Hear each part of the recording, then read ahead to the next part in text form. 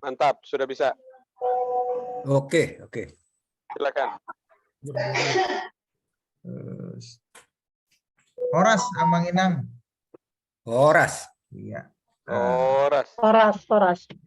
Hari ini kita Horas. bertemu kembali dalam kumpulan kita Batak Diaspora Marnonang yang ke-12, yang mana pada kesempatan kita hari ini adalah hari yang sangat berbahagia karena memang hari ini kita merayakan 1 tahun Batak Diaspora Marnonang. Tepat hari ini 1 tahun Batak Diaspora Marnonang, dan pada kesempatan hari ini kita akan Marnonang tentang demografi suku Batak dan implikasinya, yang akan dibawakan oleh narasumber kita, Amang Dr.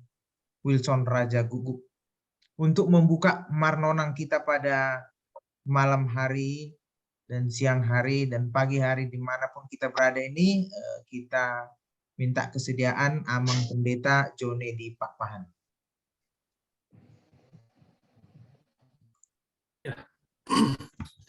Terima kasih, Lai Harisan. Saya akan membawa doa dalam ajaran Kristen Protestan. Izin Amang dan Inang, mari kita berdoa.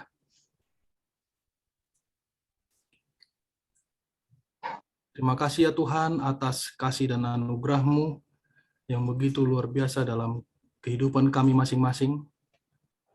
Kami yang dipertemukan di dalam Batak Diaspora Forum dan berlanjut kepada Batak Diaspora Marnonang yang setiap bulan kami adakan Zoom topik tentang Habat Tahun, di mana Tuhan ini telah terjadi sejak 1 tahun yang lalu, yang telah digagas, diprakarsai oleh Amang Buru Profesor Dr. Bostang Raja Gugup dan Amang Bernard Tampu Bolon, yang kemudian meluas Tuhan hingga ke berbagai negara, bahkan ke Bonaposogit, yang rindu tiap bulan hadir dengan setia membahas, berbicara Marnonang tentang budaya Batak.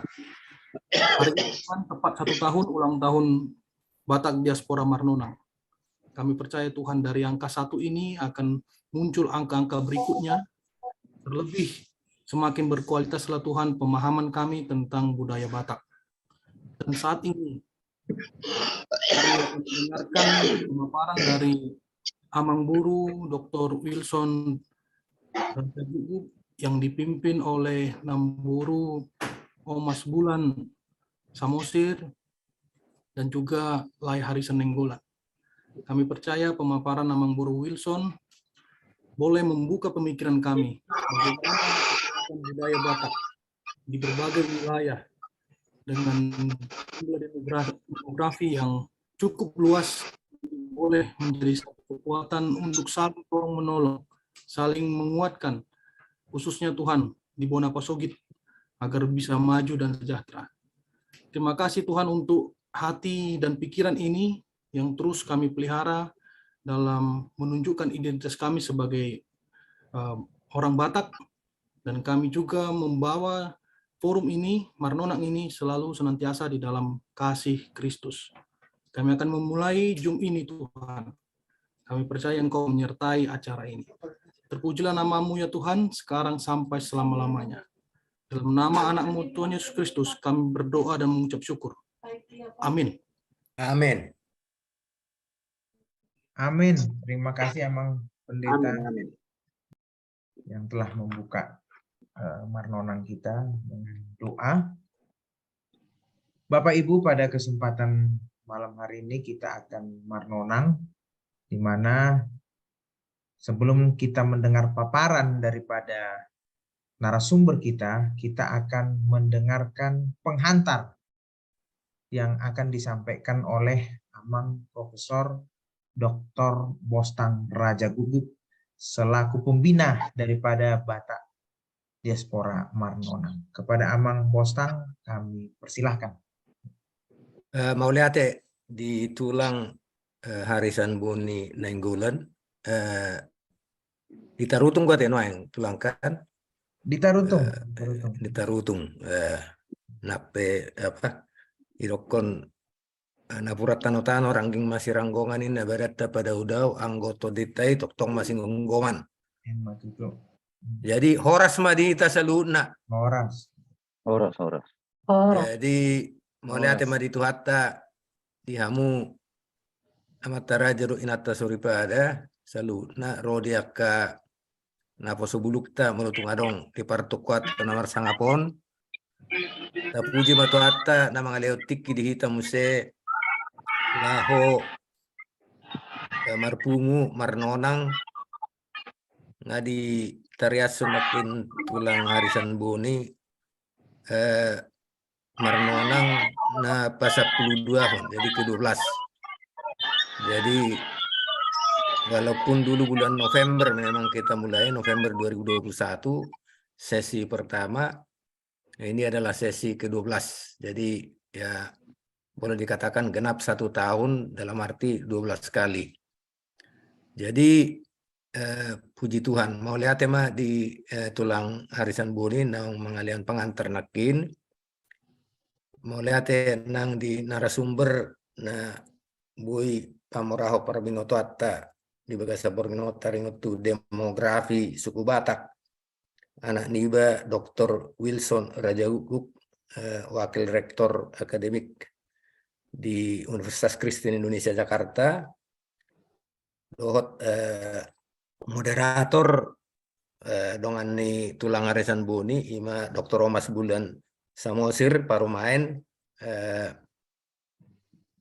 sama-sama ahli demografi donasi dana 2 jadi molate inang parumain di hara di umuna gue gabe moderator alana pasmai alana anak niba gabe pembicara jadi inang parumain tong bui pamorahon nong aka pakatayota pernonangota taringotu demografion. Jadi mau lihat madita saluna nang dia kadongan anon na aka nang joy dope angge ma pertukuata di bagasa borenon makorhon naulinda dingga di tasaluna gabelam mora Parabinoto atta taringotu habatakonon lumobi taringotu demografi ni suku Batak sabui gabe pakyota laho mabanaka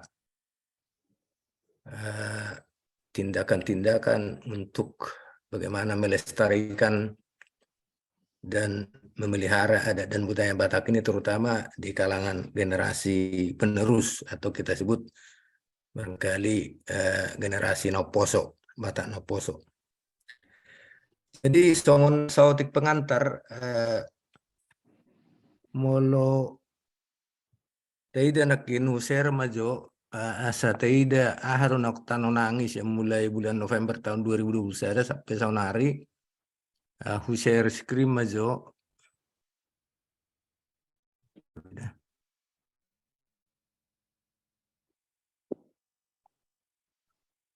tarida kan? Tarida, Mang, tarida. Tarida. Jadi songo kilas balik Batak Diaspora Marnonang sesi 1 sampai sesi ke-11. Molo Parnonangota di Bagasa Borginon adalah sesi ke-12. Jadi sesi pertama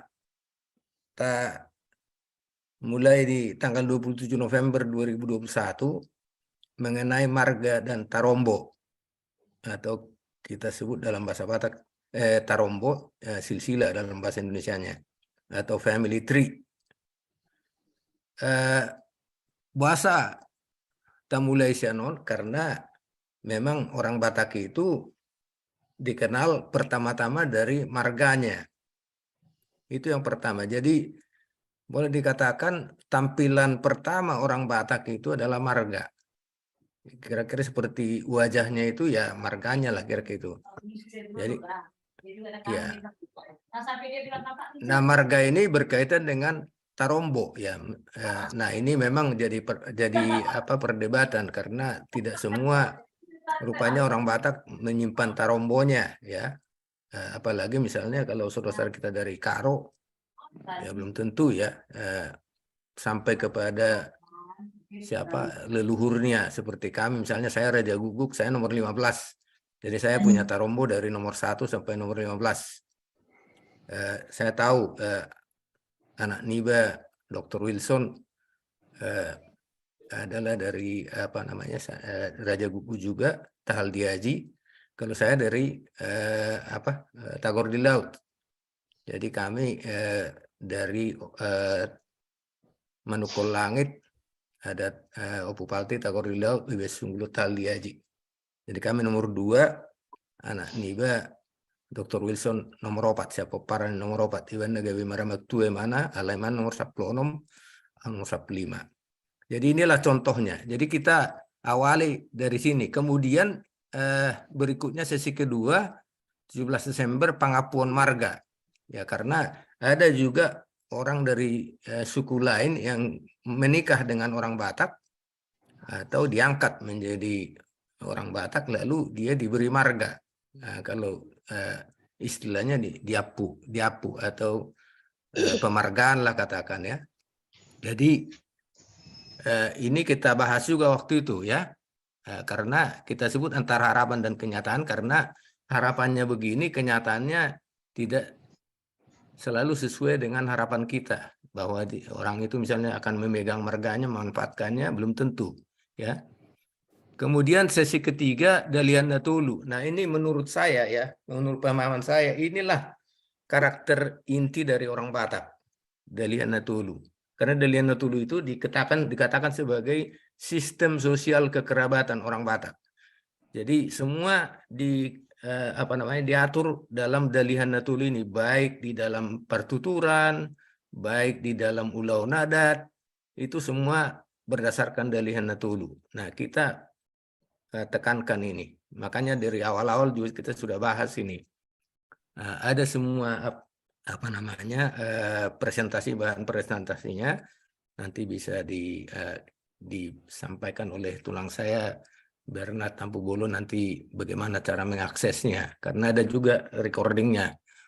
Nah, kemudian yang ketiga ke sesi 4 pertuturon ya. Ini berkaitan erat juga dengan ini marga Dalian Natulu pertuturon ya. Jadi orang Batak itu sangat lengkap pertuturonnya, dan itu berdasarkan Dalian Natulu juga. Tulang itu adalah hula-hula, tunggane adalah hula-hula, kalau anggi, ahadoli itu adalah dongat tubuh, amang muda, amang tua, dongat tubuh ya. Baru amang buru, naburu itu adalah buru. Jadi semua itu ada aturannya. Jadi makanya ini penting kita teruskan kepada generasi muda. Kalau mereka tidak bisa lagi bertutur, maka akan agak kacau dalam Dalian Natulu ya. Tidak tahu tulangnya, bagaimana bersikap kepada tulangnya, nggak tahu bagaimana membedakan dengan amang muda, amang tuanya, dengan amang buru, namburunya ya. Sini persoalannya ya. Kemudian sesi kelima, adat perkawinan Batak. Nah disinilah katakanlah manifestasi utama dari Dalian Natulu itu. Makanya di dalam adat perkawinan itu selalu ya menyambut hula-hula. Hula-hula itu berapa banyak ya. Ada hula-hula, ada tulang, ada bola tulang, ada hula-hula marah-maranggi, dan seterusnya ya.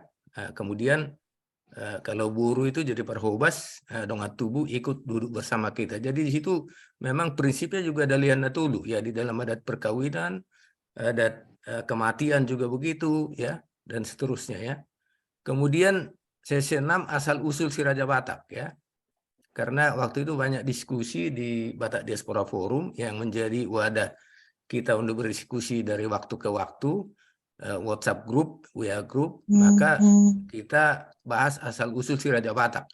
Di antara narasi ada narasi mitologi, ada narasi antropologi, ada narasi arkeologi juga ya, penggalian-penggalian. Sesi ke-7 persebaran keturunan si Raja Batak dari Cianjur mula-mula ya. Nah ini kita lihat ini. Jadi kalau kita lihat gambarannya memang ya cukup meyakinkan lah bahwa si Raja Batak itu memang awalnya di Cianjur mula-mula ya. Cuma masih ada perdebatan waktu itu, apa dia satu orang apa beberapa orang gitu ya, atau satu kelompok gitu. Nah, tapi dari situ kita lihat persebarannya juga memang. Kalau kita lihat anaknya misalnya ya Guru Tatia Bulan, Raja Sumbaon, poparannya ya Guru Tatia Bulan ada si Raja Biak-Biak, ada Seribu Raja, Libong Mulana, Sagala Raja, Silau Raja, itu semua di daerah-daerah Samosir. Nah, kalau udah sampai pada paparan Raja Sumbaon itu agak bersebar keluar ya. Ada Silai Sabungan, ada apa namanya si Raja Uluan di daerah Bakara, ada yang sampai ke Toba ini ya, ya si Raja Hutalima, kemudian Narasaon, Naisuanun ya. Nah itu kita lihat itu persebaran keturunan. Sesi 8 hukum adat perkawinan Batak Toba, karena waktu itu ada banyak perbincangan mengenai hukum adat ini karena ada beberapa perkawinan yang jadi agak apa namanya mengalami kesukaran gitulah, ada keruwetan karena si janda ini punya anak dan buru, kemudian dia menikah lagi dengan marga lain, laki-laki marga lain. Nah, lalu anaknya dari suami yang pertama atau burunya menikah, nah itu siapa yang jadi apa di situ ya, yang mengamai gitulah. Ini jadi ada persoalan waktu itu. Itu munculnya di situ. Hukum warisan Batak Toba ini menjadi persoalan. Pewarisan itu sekarang ada hukum negara, ada hukum adat. Nah sekarang yang banyak yang jadi memakai hukum negara ya. Dan agak meninggalkan hukum adat. Ini yang apa namanya penyebabnya kita membicarakan itu. Kemudian sesi ke-10 secara konflik dalam masyarakat Batak dan resolusinya. Ya, kemudian banyak juga konflik di masa lalu. Ada yang dikarenakan karena masalah perkawinan. Kebanyakan sebetulnya kalau saya runut itu masalah perkawinan ya, lebih dari satu istri, maka keturunannya itu ke bawah itu jadi bermasalah gitu ya. Nah, memang tidak hanya itu yang dibahas waktu itu oleh Amang, Dr. HP Panggebean, mantan Hakim Agung. Ada juga konflik-konflik lain ya. Kemudian kepemimpinan dalam kepemimpinan Dalian Natulu dalam memelihara integritas Sahabatakon dan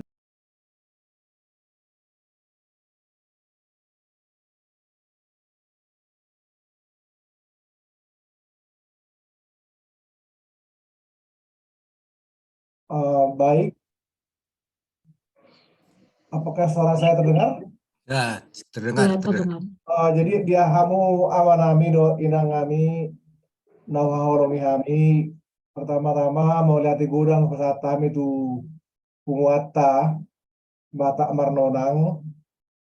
Nama lihat tiki di hami boy berbagi taringotu demografi suku Batak dan implikasinya.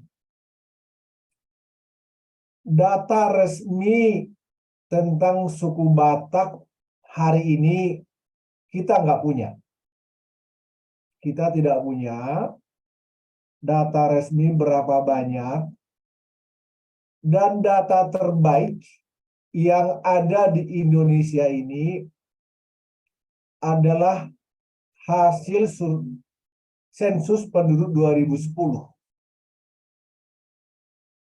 Dan itu kami gunakan sebagai literatur utama tentang demografi suku Batak Amanginang diskusi kita malam hari ini.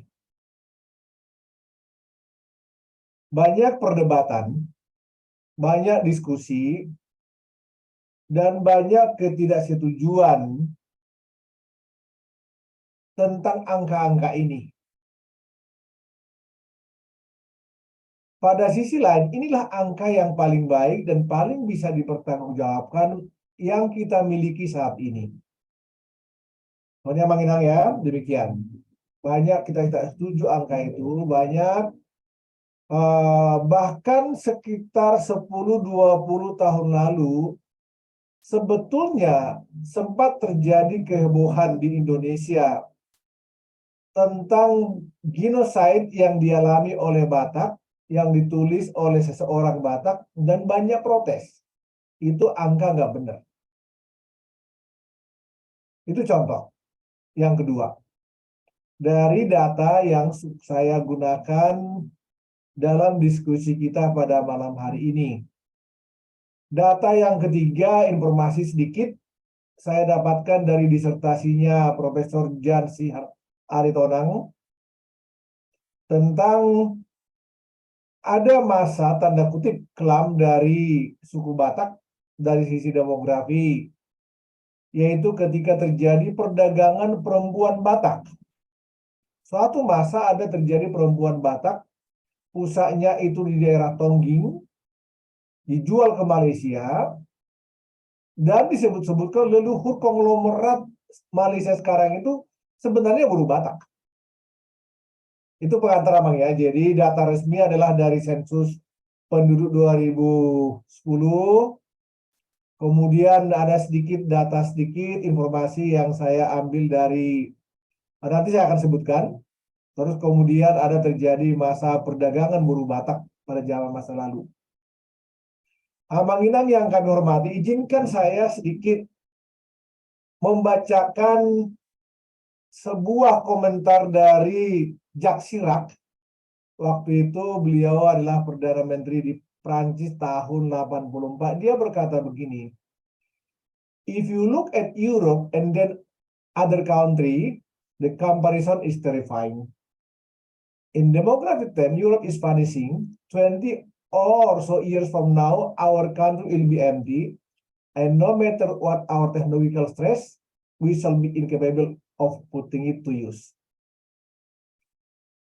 Kalau boleh saya menggunakan kekhawatiran Jacques Chirac pada masa itu, ya bolehlah kita menggunakan. Kalau kita menggunakan terminologi demografi, suku Batak kita khawatirkan suatu hari akan punah. Sehingga salah satu urgensi dari diskusi kita malam hari ini, implikasinya adalah bagaimana mempertahankan supaya suku Batak ini tidak punah dan bahkan berkembang semakin banyak. Kita ingin supaya orang Batak itu semakin banyak.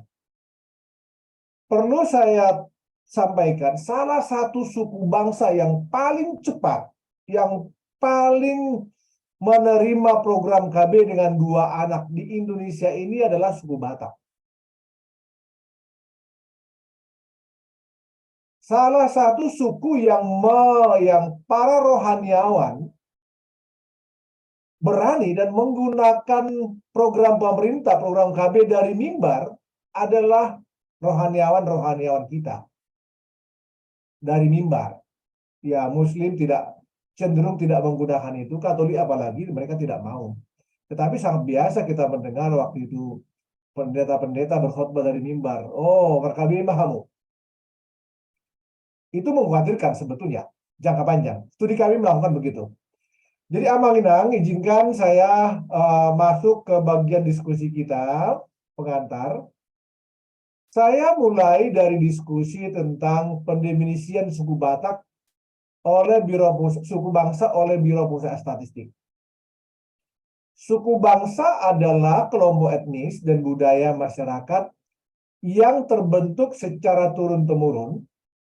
Sebagian dari sistem budaya masyarakat, identitas dan akibat kesukuan dari suatu kelompok masyarakat akan diwariskan pada generasi berikutnya. Secara kultural, identitas dan atribut suku bangsa langsung melekat pada setiap orang sesuai dengan suku bangsa dari kedua orang tuanya. Secara umum, suku bangsa penduduk Indonesia ditentukan mengikuti garis paternalistik ayah laki-laki. Misalnya suku Jawa, suku Batak. Dalam hal ini laki-laki suku Batak akan memberikan keturunan yang juga bersuku Batak. Walaupun demikian terdapat beberapa suku bangsa di Indonesia yang mengikuti garis maternalistik, ibu atau perempuan seperti suku Minangkabau. Penentuan suku bangsa responden juga hanya merujuk pada pengakuan atau pendapat responden. Selanjutnya akan dibahas demografi suku bangsa dan implikasinya. Penyajian ini kami coba tidak terlalu akademis. Demikian Amang Inang ya. Jadi demografi suku Batak, sekali lagi saya mau sampaikan ini dari data resmi satu-satunya yang kita punya di Indonesia dan mungkin di bumi ini, di dunia ini. Data yang ada per hari ini adalah hasil sensus 2010. Sensus 2020 belum. Dan kemungkinan besar tidak lagi menyampaikan suku bangsa. Pada tabel 1 ini, saya sampaikan bahwa tahun 2000 sensus 2020 suku bangsa Batak itu ada sebanyak 8.466.969 jiwa. Menurut kelompok suku jumlah dan persen, suku Batak itu menempati urutan nomor 3 di Indonesia. Ini sebanyak 3,58% dari seluruh penduduk Indonesia menurut kelompok suku. Dulu banyak orang, mungkin orang Madura, mungkin orang Minangkabau, mungkin orang yang lain. Tetapi hasil ini waktu itu banyak orang kaget terhadap ini bahwa kita urutan nomor 3.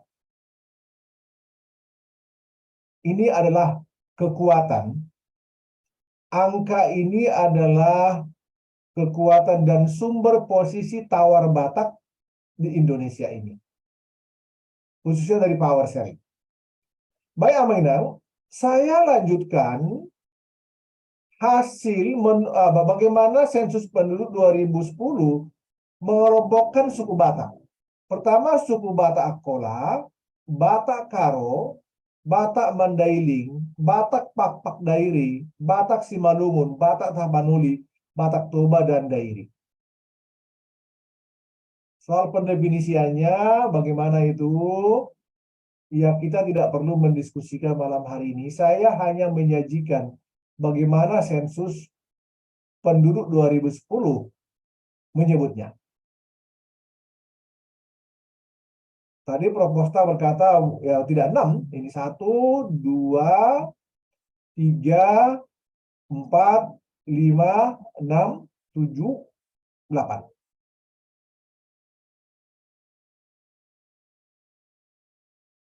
Pak Manginang yang kami hormati, berikut ini saya sajikan demografi suku Batak menurut jenis kelamin sensus itu, tempat tinggal dan bahasa mayoritas yang digunakan.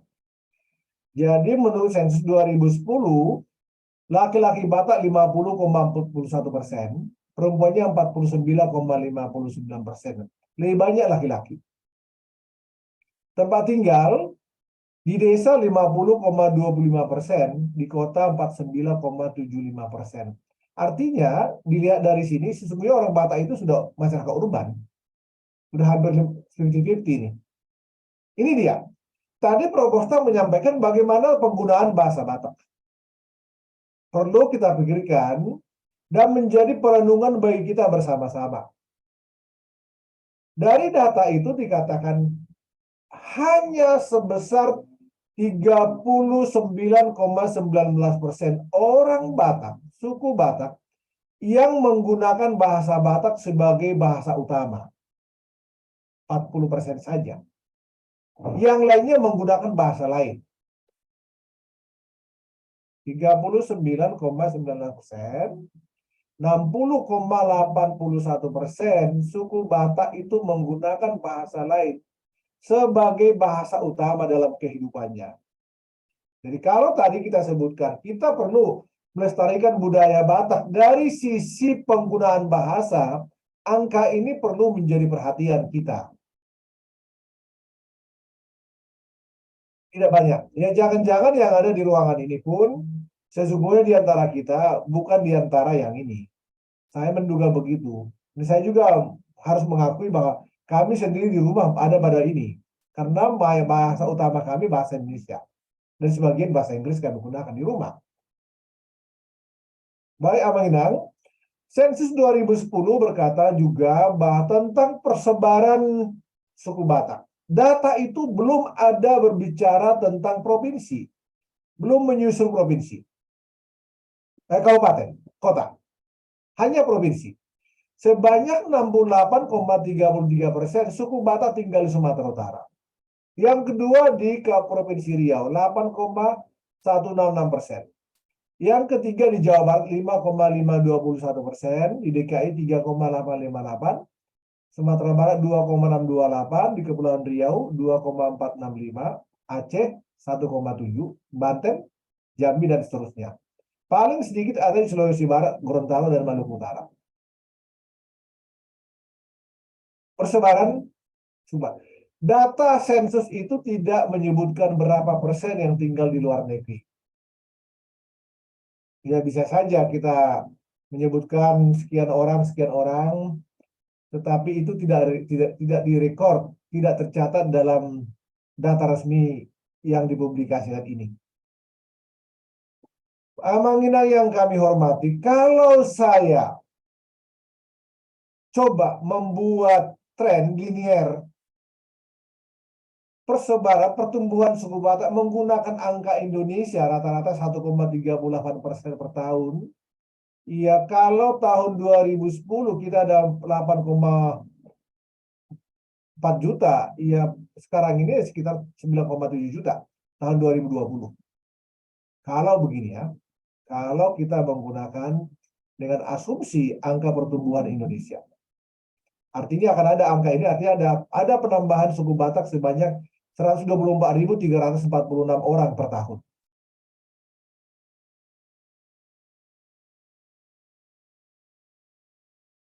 Saya izinkan sedikit menyampaikan data tidak resmi dan menjadi perdebatan sebetulnya hingga saat ini tentang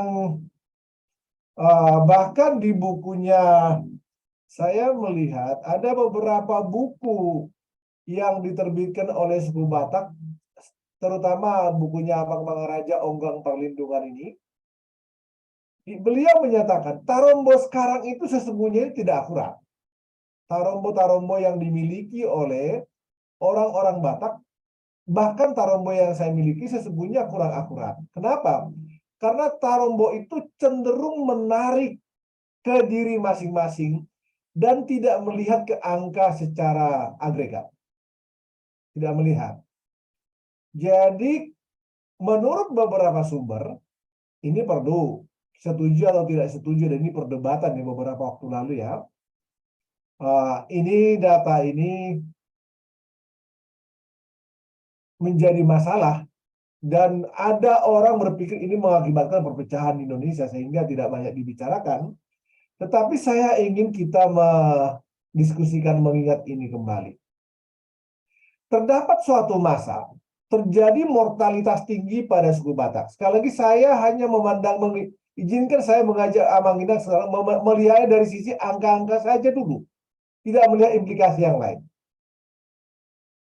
Pada tahun 1816 sampai 1813 disebutkan merupakan masa paling kelam dalam sejarah dalam demografi suku Batak, khususnya Batak Toba. Ketika pasukan Padri menjajah, menghancur leburkan suku Batak Toba, data tidak resmi ini berkata bahwa pasukan Padri berhasil menang melawan orang Batak Toba. Diperkirakan sekitar 75% orang Batak Toba terbunuh, termasuk anak-anak dan perempuan. Sisanya 25% mereka melarikan diri ke hutan, kelompok-kelompok tunduk pada pasukan Padri, dan mungkin itulah kita. Kekalahan telak ini tidak membuat pasukan Padri berhenti menghancurkan tanah Batak. Ini bukan kalimat saya. Ini murni kalimat saya ambil dari tulisan Amang Utauru. Dan Amang Siahan ya. Pasukan Padri bermaksud menjadikan Tamali Utara seperti daerah selatan yang lebih dulu tunduk. Ini disebutkan antara 100.000 sampai 200.000 Mandailing Akola meninggal pada masa itu. Disebutkan, ini memang bukan data yang sesungguhnya ya, dan tidak akademis perhitungan itu. Jika kedua masa itu tidak terjadi, jika ini senario tidak terjadi, maka penduduk suku Batak mungkin mencapai 25 juta orang saat ini. Kalau Batak 25 juta orang saat ini, yaitu sumbangan kita kepada bangsa ini akan luar biasa. Dan masa depan kelestarian Batak itu pasti semakin stabil, semakin banyak. Angka itu berdampak baik. Disebutkan juga, para konglomerat Malaysia saat ini disebutkan keturunan Boru Batak. Suatu masa terjadi perdagangan Boru Batak dijual sebagai budak berpusat dari Tongging ke Malaysia. Saya mendengar ini dari disertasinya Profesor Jan Aritonang. Jarang kita mendengar, terutama bagian yang bawah ini. Demikian sementara Bang Ina tentang demografi suku Batak. Dan izinkan saya sebelum ke implikasinya, usul saya ke implikasinya nanti terhadap ancaman, tentang ancaman terhadap suku Batak. Sesungguhnya menjadi suku Batak itu belum terjadi saat ini. Belum. Ditemukan sejumlah pihak tidak mau disebut suku Batak. Sikap ini menjadi ancaman terhadap demografi suku Batak. Jika satu subsuku berhasil memisahkan diri dari suku Batak di atas, maka dari sisi demografi, suku Batak akan berkurang dan akan melemahkan posisi tawar, melemahkan ekonomi, dan seluruh aspek demografi akan menurun serta hilang.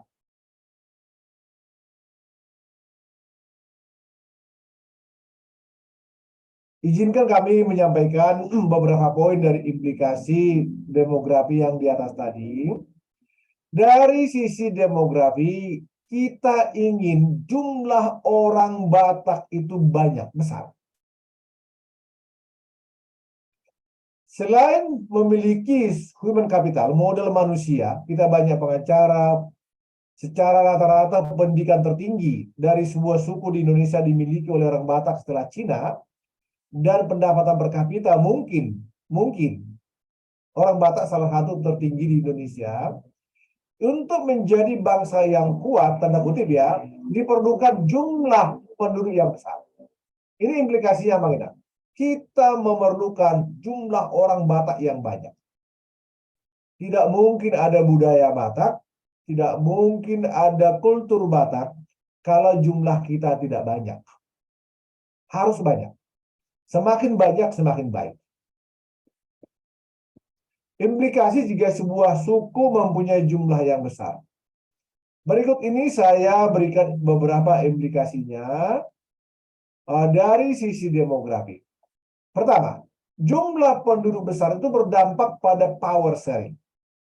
Kalau kita semakin banyak.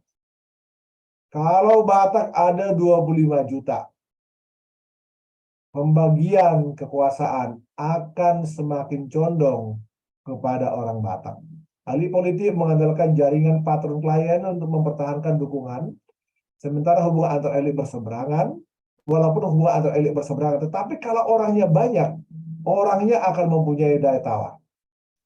Untuk mendapatkan posisi elit politik tentu saja perlu dukungan jumlah penduduk-penduduk yang besar. Itu sebabnya saya setuju dengan Pak LBP yang baru-baru ini berkata, kalau mau jadi presiden di Indonesia ini, ya Jawa lah. Kenapa? Jawa itu 60%. Bagaimana dengan keinginan membentuk Provinsi Tapanuli Utara yang notabene mayoritas penduduk suku Batak? Ya semakin banyak itu akan semakin mudah terjadi. Mungkinkah seorang dari suku Batak menjadi presiden pada masa demokrasi terbuka? Banyak sejarawan berkata, kalau jumlah orang Batak hanya 3%, jangan pernah mimpi menjadi presiden. Sulit mimpi. Itu sebabnya ketika Pak Habibie menjadi presiden suatu masa di Indonesia ini, Pak Yusuf Kala langsung berkomentar, itu kesalahan sejarah. Kesalahan sejarah yang mengakibatkan Pak Habibie boleh menjadi presiden. Bukan karena demokrasi terbuka seperti ini. Semakin banyak orang Batak, ekonomi Batak itu dan akan semakin bertumbuh. Akan ada ekonomi khas Batak, akan ada pertumbuhan, dan banyak pertumbuhan ekonomi yang notabene menjadi milik orang Batak dan khas Batak bertumbuh. Kalau kita banyak, semakin sedikit akan semakin sulit. Jadi saya hanya setuju dengan Malthus. Saya setuju dengan teori Malthus yang berkata, ya kalau banyak orang akan semakin susah. Itu benar pada masanya. Tapi kondisi modern tidak berkata begitu. Semakin banyak orang dalam satu suku bangsa, dalam suatu negara, semakin sejahtera. Negara yang paling bertahan dalam krisis moneter adalah negara yang penduduknya banyak. Cina, Indonesia, India, Amerika Serikat. Jadi saya setuju dengan teori ekonomi yang berkata semakin banyak orang, semakin stabil bangsa itu. Bukan semakin hancur. Seperti yang dikhawatirkan oleh Malthus. Beberapa saat ini, tahun ini, Elon Musk berkata, Eropa sedang diancam oleh demografi kehancuran. Karena mereka memikirkan KB terlalu keras, tidak mau punya anak, mereka akan habis. Seperti yang dikhawatirkan oleh Jacques Chirac pada awal diskusi ini. Kita perlu penduduk yang banyak. Gitu ya. Yang ketiga, menjaga fertilitas. Apa yang kita lakukan? Begitu ya. Apa yang kita lakukan supaya suku Batak itu banyak?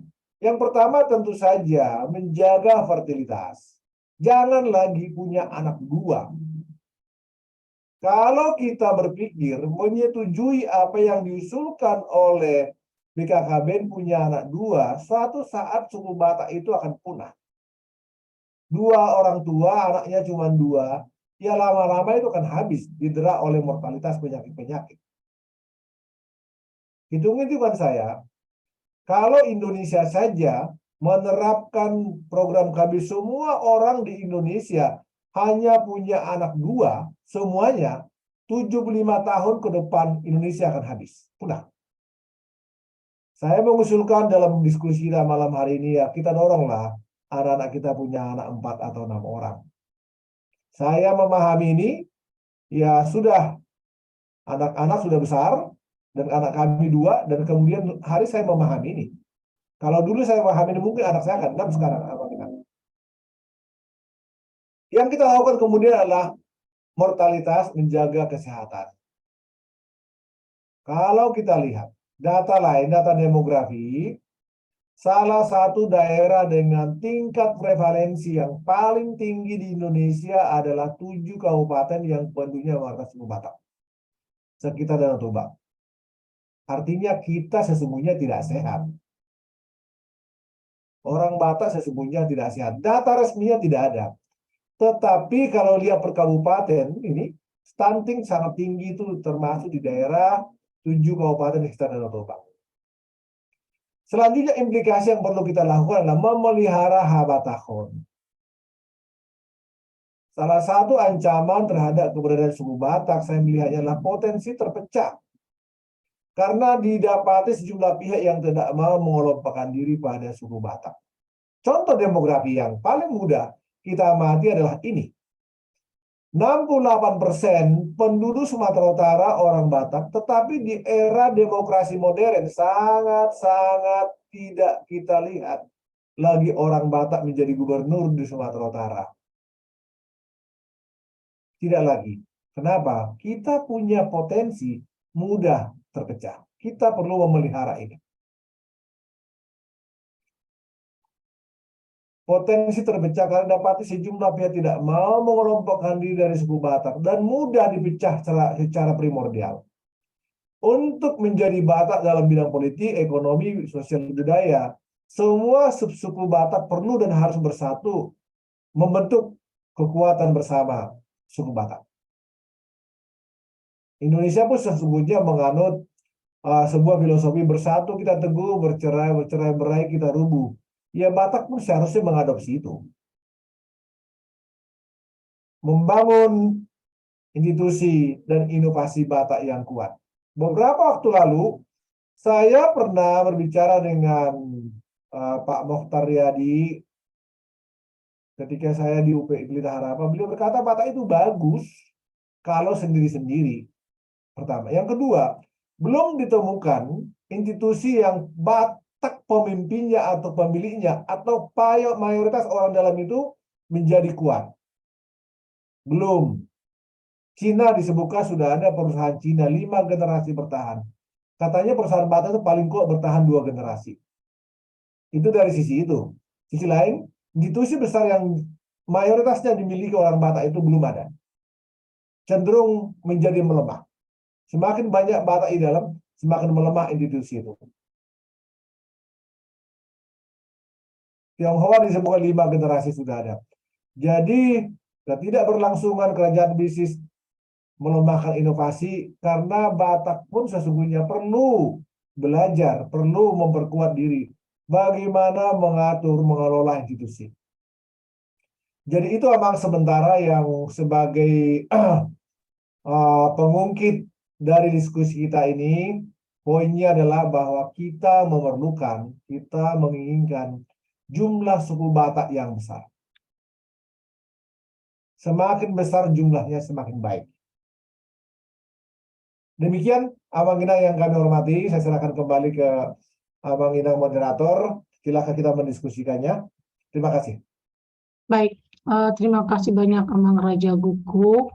Sebelum kita masuk ke dalam diskusi dan tanya jawab, mungkin kita sepakati Amang Inang kita akan berdiskusi sampai pukul berapa, supaya kita masing-masing dapat membatasi diri ketika kita menyampaikan tanggapan kita dan mengajukan jawab pertanyaan.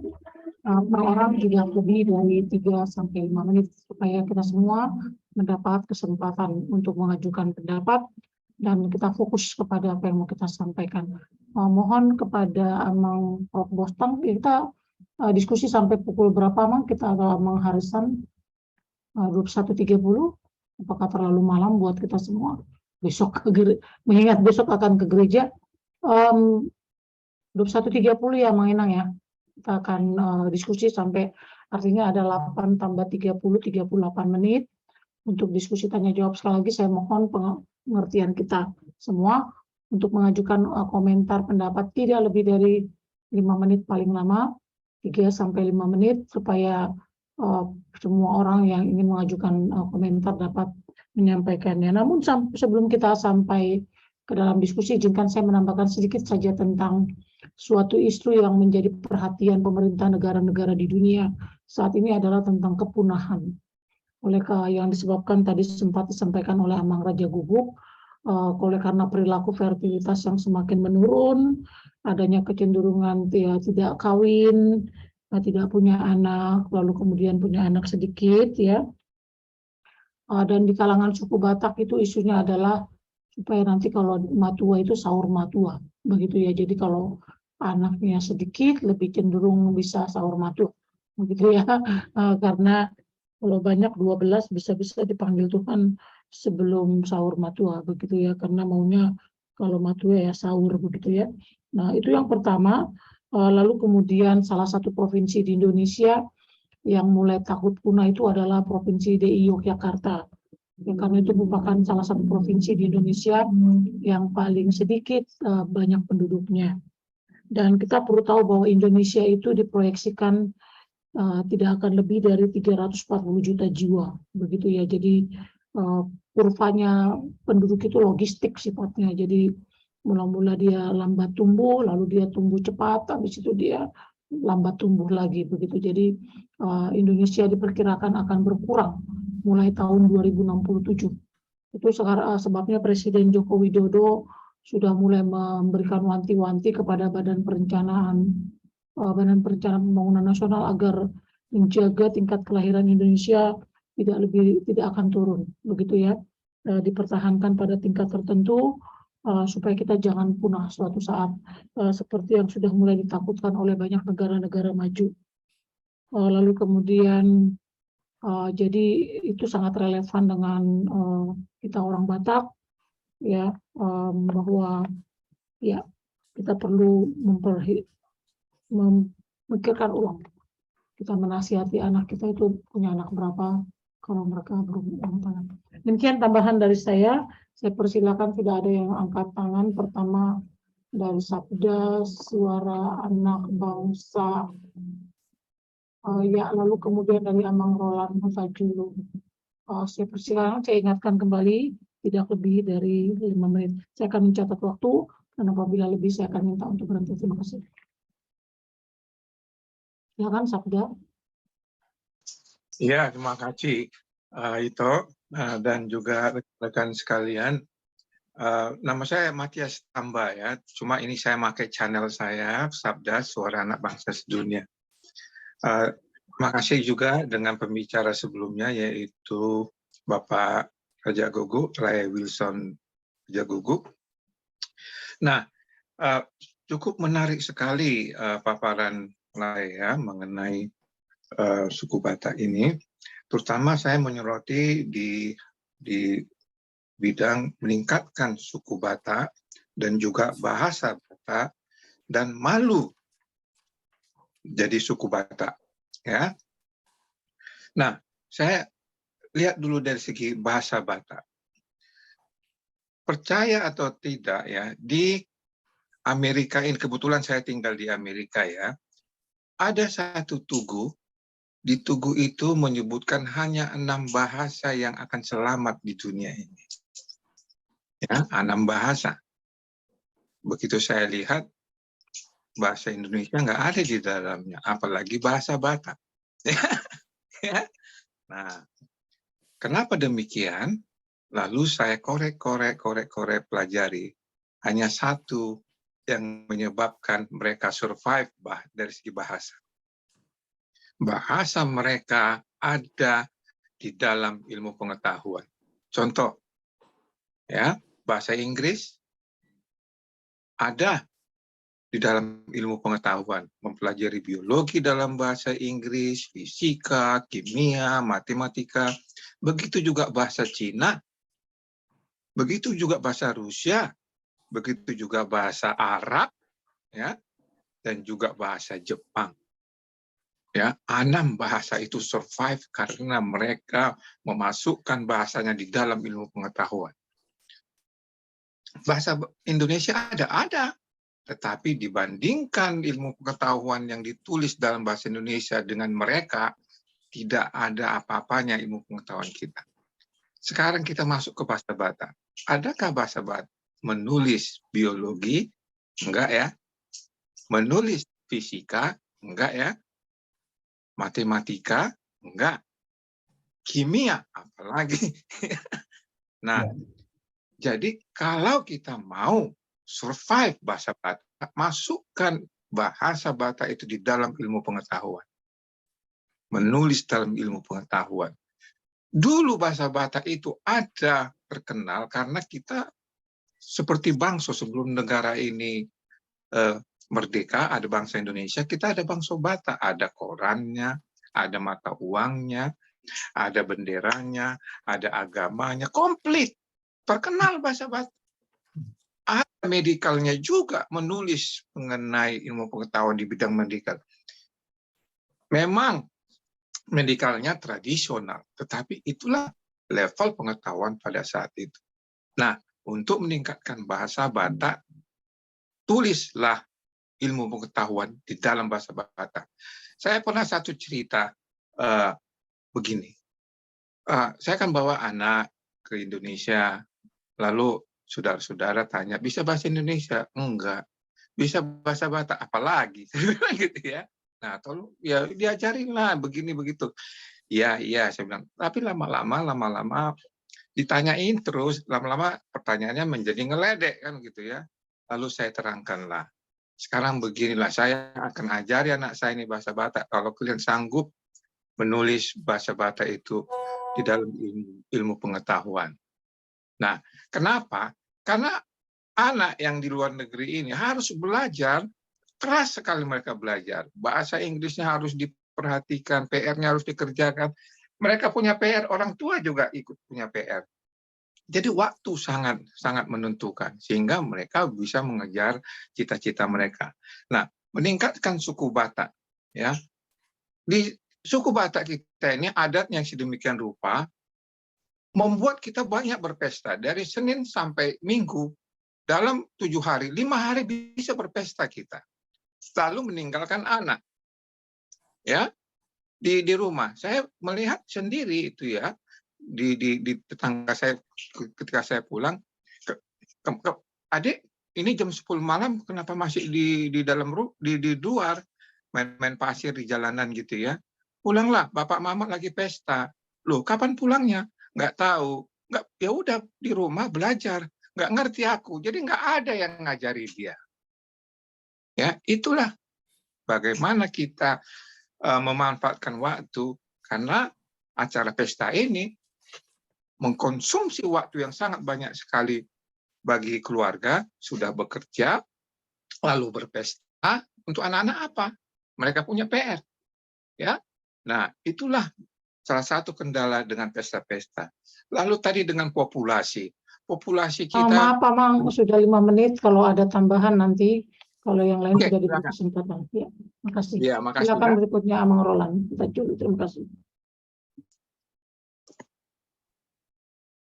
Mau lihat baru kemarin juga berbahasa Batak, mana berbahasa Indonesia, dong? Bahasa Batak Amang, silakan. Oh, jadi agak tersonggo tahu nak kening dong gitu amang Wilson Raja Guguk. Gudang-gudang mau baik kamu anahin nak. Unak punah halak Batak nak. Alai molo kualitas SDM mado so na binera kiri kanan non budak halak Batak gak bisa pikiran dura. Jadi bahasa gawe ranking tu halak Batak nah yahu parsiajari ala ni pemilu di. Nah gudang tebak langsung tu provinsi Riau halak Batak dan berKTP. Dung naik pemilu naik 2010 nang 2000 siai. Aung maka pejabat IKTP humai gawe berdomisili di provinsi Riau pas musim 2010 arok sensus. Jadi kemungkinan besar itu Sony Batak pe makatai beralak Batahi sekian puluh tahun dupe alana yang pilkada gabe merKTP halai di Kota Batam. Alai dari kualitas sumber daya manusia prihatin dope kita. Budak pe dana yang gosong itu gabe sonai pemulung nah hai nai labung di bawah dan sebagainya itu biru tu magon gudang dari segi angka alai pernguluan boido honon hosa-hosa dan sebagainya. Naga bisi pikiran maksud tu. Melonaing do eksis halak Batak. Gudang naing organisasi-organisasi ni halak Batak. Adong do program meningkatkan kualitas SDM karena terlantari. Idura tantangan na paling besar. Nah so tercatat do pera na selilingun di hitai. Jadi mengidu autu amang Wilson terson dia do jalan keluar nion sebenarnya persoalan besar do di daerah antara Riau, Kepulauan Riau dan Batam dan sebagainya. Gudang do pangidu itu lampu merah meludung ini periksa satu persatu banyak yang berubah atau anak dan halak kita alahi. Bahkan ya kami pakai baru dung modik pe sabinoto na halak Batak imana. Nah salilingun saya mertabu di mana nangi pabu halak Batak. Jadi kemungkinan besar kita perlu mempelajari lagi baru asa boy kita bersosialisasi asa bangga jadi orang Batak. Kita petong mulu organisasi-organisasi no eksis no engon sa manian akses na mendata satu sih. Ima jo suku-suku tu melihat Oleh ke gudang Amang Hutajulu, selanjutnya Amang Maradusi Barani. Melihat. Ya, Horas di Tasudina Molatenang, saya Maradusi Barani, siap Serpong. Nah perjulu langsung to the point ya, jadi biar warna waktunya terbatas. Nah perjulu ku komentari masalah bahasa pemaparan. Jadi seperti yang dibilang Amang Bostang Raja Guguk tadi, keluhannya si LBP, saya juga baca itu. Apa yang dia bilang bahwa saya prihatin karena di daerah Tuba sekitarnya menyatakan bahwa sedikit yang berbahasa Batak katanya. Nah, ini sedikit aku confused tentang pemahaman ini. Karena apa? Karena saya juga termasuk yang besar di Toba. Sampai SMA saya masih SMA Lagu Boti. Jadi artinya apa? Mungkin dengan orang berbahasa Indonesia di sana bukan menjadi negatif, justru positif. Karena bahasa Batak itu sudah nempel, nggak usah dipelajari, nggak usah diomongin, itu udah nempel gitu loh. Jadi yang menjadi confused menurut saya gitu. Kenapa ini menjadi negatif? Orang berbahasa Indonesia. Aina jolo hani itu bahasa Indonesia ini beber pasir-pasir laut Medan marabalangan mah ini paksa-paksa do kuliah berbahasa Indonesia. Tapi kalau dengan dia sudah mulai dengan berbahasa Indonesia dia ada anak kecil, tentunya dia sudah start dari awal. Bahasa Batak itu sudah pasti. Mau songoni bahasa au muncul sunari, mau martona hadua lau mate dan mungkin nomor bahasa Indonesia. Berbahasa di Jo idahani pinata itu doh nalana itu nggak perlu dibahas dengan bahasa Batak kita kalau kita masih tinggal di sana. Itu yang pertama. Jadi agak confused ya. Kemudian kedua, masalah itu sama dengan apa yang dibilang Amang Raja Guguk tadi, Buta Julu, hampir sama sebenarnya itunya. Sebenarnya ini program kami ini 10 anak orang tua kami, Natutway. Ya maaf, jadi semua 10 orang. Jadi setelah itu kan kita dengar-dengar pada masa-masa kami lah mungkin mendengar bahwa pemerintah menyatakan menaikkan kualitas supaya 2 anak. Dan itu cepat ditangkapi seperti yang dibilang Mang Raza Guguk tadi, itu cepat ditangkap sama orang Batak supaya anaknya 2, 3 dan seterusnya lah untuk KB. Sekarang jadi agak berbeda dengan tujuan kita tadi untuk memperbanyak. Mungkin begini kalau saya sebenarnya. Oke lah, kita perbanyak, tetapi kita tentu mungkin butuh kualitas, jangan hanya sekedar banyak. Nah, sekarang pertanyaannya, sebagai di Batak diaspora, bagaimana usaha kita supaya jumlahnya naik, tapi kualitasnya paling tidak sama dengan yang anaknya 2 deh, nggak usah naik dulu. Kita naikkan kuantitas dengan menjaga kualitas. Nah, itu dua poin ini, Nang. Ima daerah Dasiana Moliatena. Baik, Moliatena Mang Sibarani. Selanjutnya kita sudah 3 orang bertanya. Nanti kita hentikan termin 1 sampai Inang Buruna Pitupulu sama Amang Kitompul. Silakan Inang Buruna Pitupulu. Horas.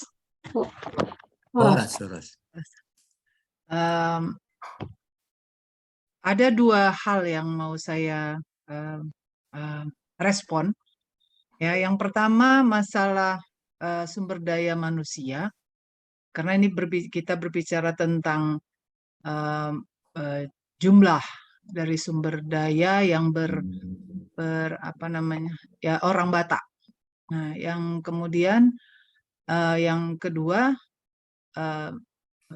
kualitas sumber daya itu.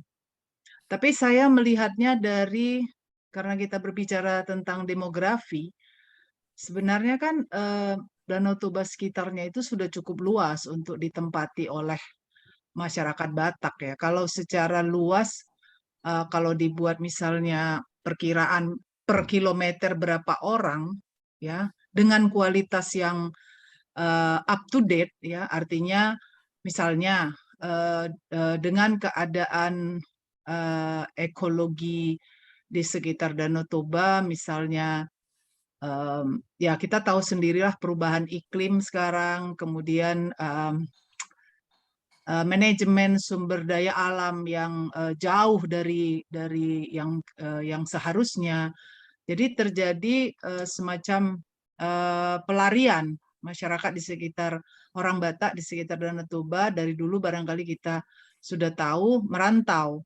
Nah, jadi saya pikir yang pertama dari kualitas tadi, ya kita juga apalagi di forum ini juga kita menganggap kita sudah berhasil atau ya boleh dibilang sudah berkualitas, dan mungkin ada yang sudah di luar negeri jauh dari secara demografi tidak lagi berada di sekitar sumber daya alam yang mendukung sumber daya manusia di bumi ini.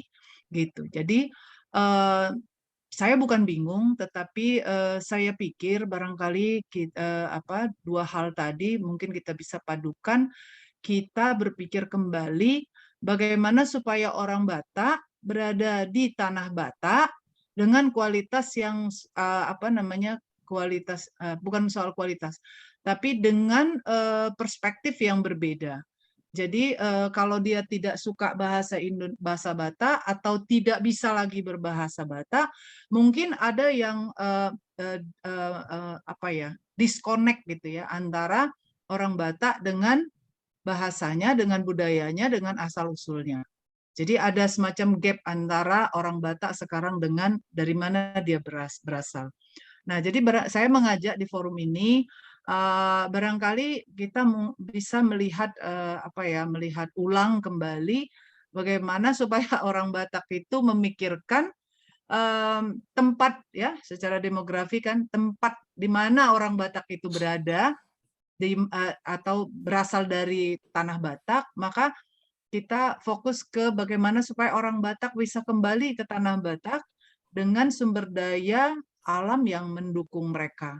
Jadi artinya kalaupun tidak seperti itu, misalnya kalau sekarang kan banyak digalakkan pariwisata di tanah Batak, pertanian dan segala aspek-aspek sumber daya alam itu, akhirnya orang Batak itu merasa ya tanah Batak itu luar biasa gitu. Jadi keturunan-keturunannya pun akan merasa mungkin kepengen pulang dan tinggal di tanah Batak. Barangkali itu salah satu solusi untuk menanggapi atau merespon dari masalah-masalah yang kita bicarakan ya tentang it's not quality but it's not number but it's quality, it's not quantity gitu.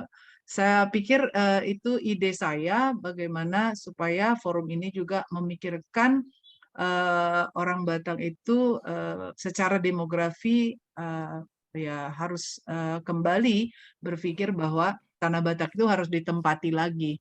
Dan bagaimana supaya ditempati? Supaya kita berpikir juga bagaimana membuat sumber daya manusia itu tahu menangani masalah-masalah kenapa mereka jauh dari tanah Batak, atau karena kemiskinan, karena mengungsi. Mungkin kita perlu universitas di tanah Batak yang lebih bagus supaya anak-anak kita jangan merantau jauh-jauh, atau mereka kembali ke kampungnya untuk Marsipature Hutanabe. Itu kira-kira respon saya aja sih, bukan pendapat saya, tapi merespon aja. Songonima Ibu Omas. Kalau tegurang imang burung putih puluh, mata terusan matu amang sitongpul mulai.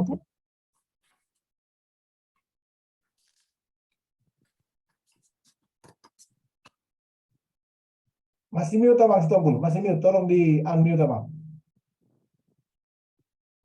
Selamat malam Marita Sudi, selamat malam di Amang moderator, terutama kepada Amang Raja Gupuk dan kita ya semuanya di sini. Ya, mengenai bangsa kita, Halak Batak, kita udah mulai keluhkan itu di bahasa Batak. Kita keluhkan itu di persatuan. Kita keluhkan itu di quality SDM. Memang, lau membuat persatuan di Halak Batakon, ikon luluat taruna menarik, lau menyatukan. Mata bereng, dak cukup dohot ada narongi, dak cukup holan aka folksong aka ede narongi. Tetap do kurang bersadah kita susah. Ala budak kita merserak. Orang Batak ada di mana-mana dan akan tidak kemana-mana. Itu suatu pepatah itu dihinta. Orang Batak ada di mana-mana dan tidak kemana-mana. Tetap lu kita bui masih sapaan. So, kamu di diaspora, alai kesatuan itu susah. Hasadani susah. Ikon luluata nabui pasadahun. Hupikiri, mana hupikiri hami. Molo sada gubernur no mamikiri Sumatera Utara. terutama tuh Hita Tapanuli, dak tolak naik. Urok manuaing dak tolak naik. Apalagi kita akan jiri-jiri do kita halak Batak. Na malo-malo do kita halak Batak. Sebetulnya. Alai susah diatur. Nalau maka turun dua seseda buah. Anggo jauh, buah kita samar sada. Tapi kiri hutatan, asal tapi kiri desatai. Asal aku hamid joni, asal aku kopi, asal aku akan nasi sesuatu. Om masih pikir nota pertama. Dan kalau meningkatkan SDM di halak kita, dunia sudah membuat program itu. Ngarum di dunia itu apa? Laksanakan asesmen.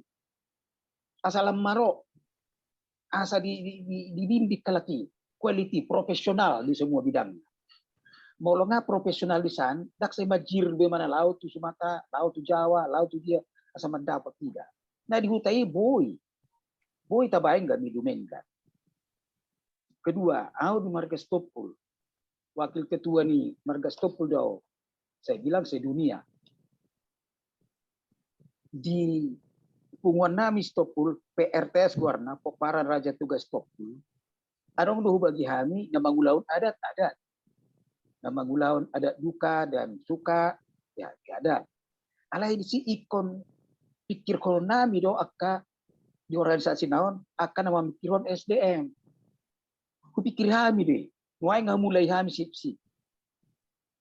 Mulai dong akan nanti ada di persekolahan, nah dibiayai oleh pemerintah daerah, mana pemerintah pusat, ini usaha masuk. Mulai ada dua, mau masuk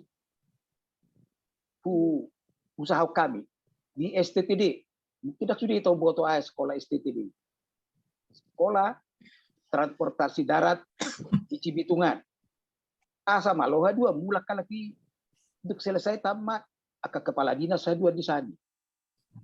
Kasus soni mah jenjang na pikiran na mengelui hasa dan rohawan kesatuan ini. Jala buah asa lagi murah ala kita Batak teratur. Lumo wina di Pona Pasung sama do inang napi SDM naik. Mari kita bikin asesmen. Ya, kita ciptakan kita asesor-asesornya untuk itu. Ada itu di program presiden, ada itu program negara, ada di programnya Pak Jokowi. Di bawah naungan BNSP, Badan Nasional Sertifikasi Prosesi. Nanti dilaksanakan oleh LSP, lembaga profesi sertifikasi. Ini pelaksananya. Mari kita ciptakan itu. Kalau ada gaiboto dunia itu satu-satunya membuat orang profesional. Di Asia sudah lama itu berjalan, sudah puluhan tahun. Di Eropa sudah puluhan tahun. Alena tanggo dope. Gubernur bilang waktunya sudah 5 menit. Oke, demikian yang dapat saya sampaikan. Mulai Godang. Jadi selanjutnya kita akan menyerahkan kepada Amang narasumber, Amang Wilton Raja Guguk untuk memberikan tanggapan terhadap hal-hal yang sudah disampaikan oleh para peserta yang sudah menanggapi. Mulai dari mohon maaf tadi Amang dari Sabda terkait dengan bahwa akan diperkirakan ada 6 bahasa yang akan bertahan dan bahasa Indonesia tidak ada apalagi bahasa Batak di dalamnya, dan salah satu kuncinya adalah menulis ilmu pengetahuan dalam bahasa tersebut bagaimana dengan dalam bahasa Batak. Lalu kemudian mengenai dari Amang Hutajulu dan Amang Sibarani nampaknya topiknya sama mengenai bagaimana kita menjaga orang Batak supaya tidak mempunyai anak sedikit, tetapi dengan kualitas sumber daya manusia yang baik. Dari Ina Martina Napitupulu tadi merupakan tanggapan berupa pendapat mengenai bagaimana kita memanfaatkan sumber daya alam tanah Batak yang luas untuk memajukan orang Batak dengan cara juga berubah perspektif dan sebagainya. Lalu kemudian yang terakhir dari Amang Situmpul berkaitan dengan bagaimana kita membuat hal-hal yang menarik agar dapat menciptakan dan membangun persatuan di kalangan orang Batak. Silakan Amang narasumber saya serahkan. Inang Samosir sedikit Inang. Aku Silakan. ada tambahan. Tadi kan 2 aku tanggapi. Masalah Iya. bahasa tadi. Tolong Oh iya, ditambah. bahasa betul. Iya, iya. Makasih Inang ya. Makasih Amang Sibarani Oke. ya mengenai kebingungan atau confusion. Katanya kalau pakai bahasa Batak bahasa Indonesia tidak cinta bahasa Batak. Bagaimana itu Amang? Padahal bisa bahasa Indonesia itu penting bagi kemajuan di negara kita ini. Silakan Amang pada buku. Terima kasih. Baik, mau lihat di Ina moderator di kita Salutna di Pertukuan Batak Diaspora.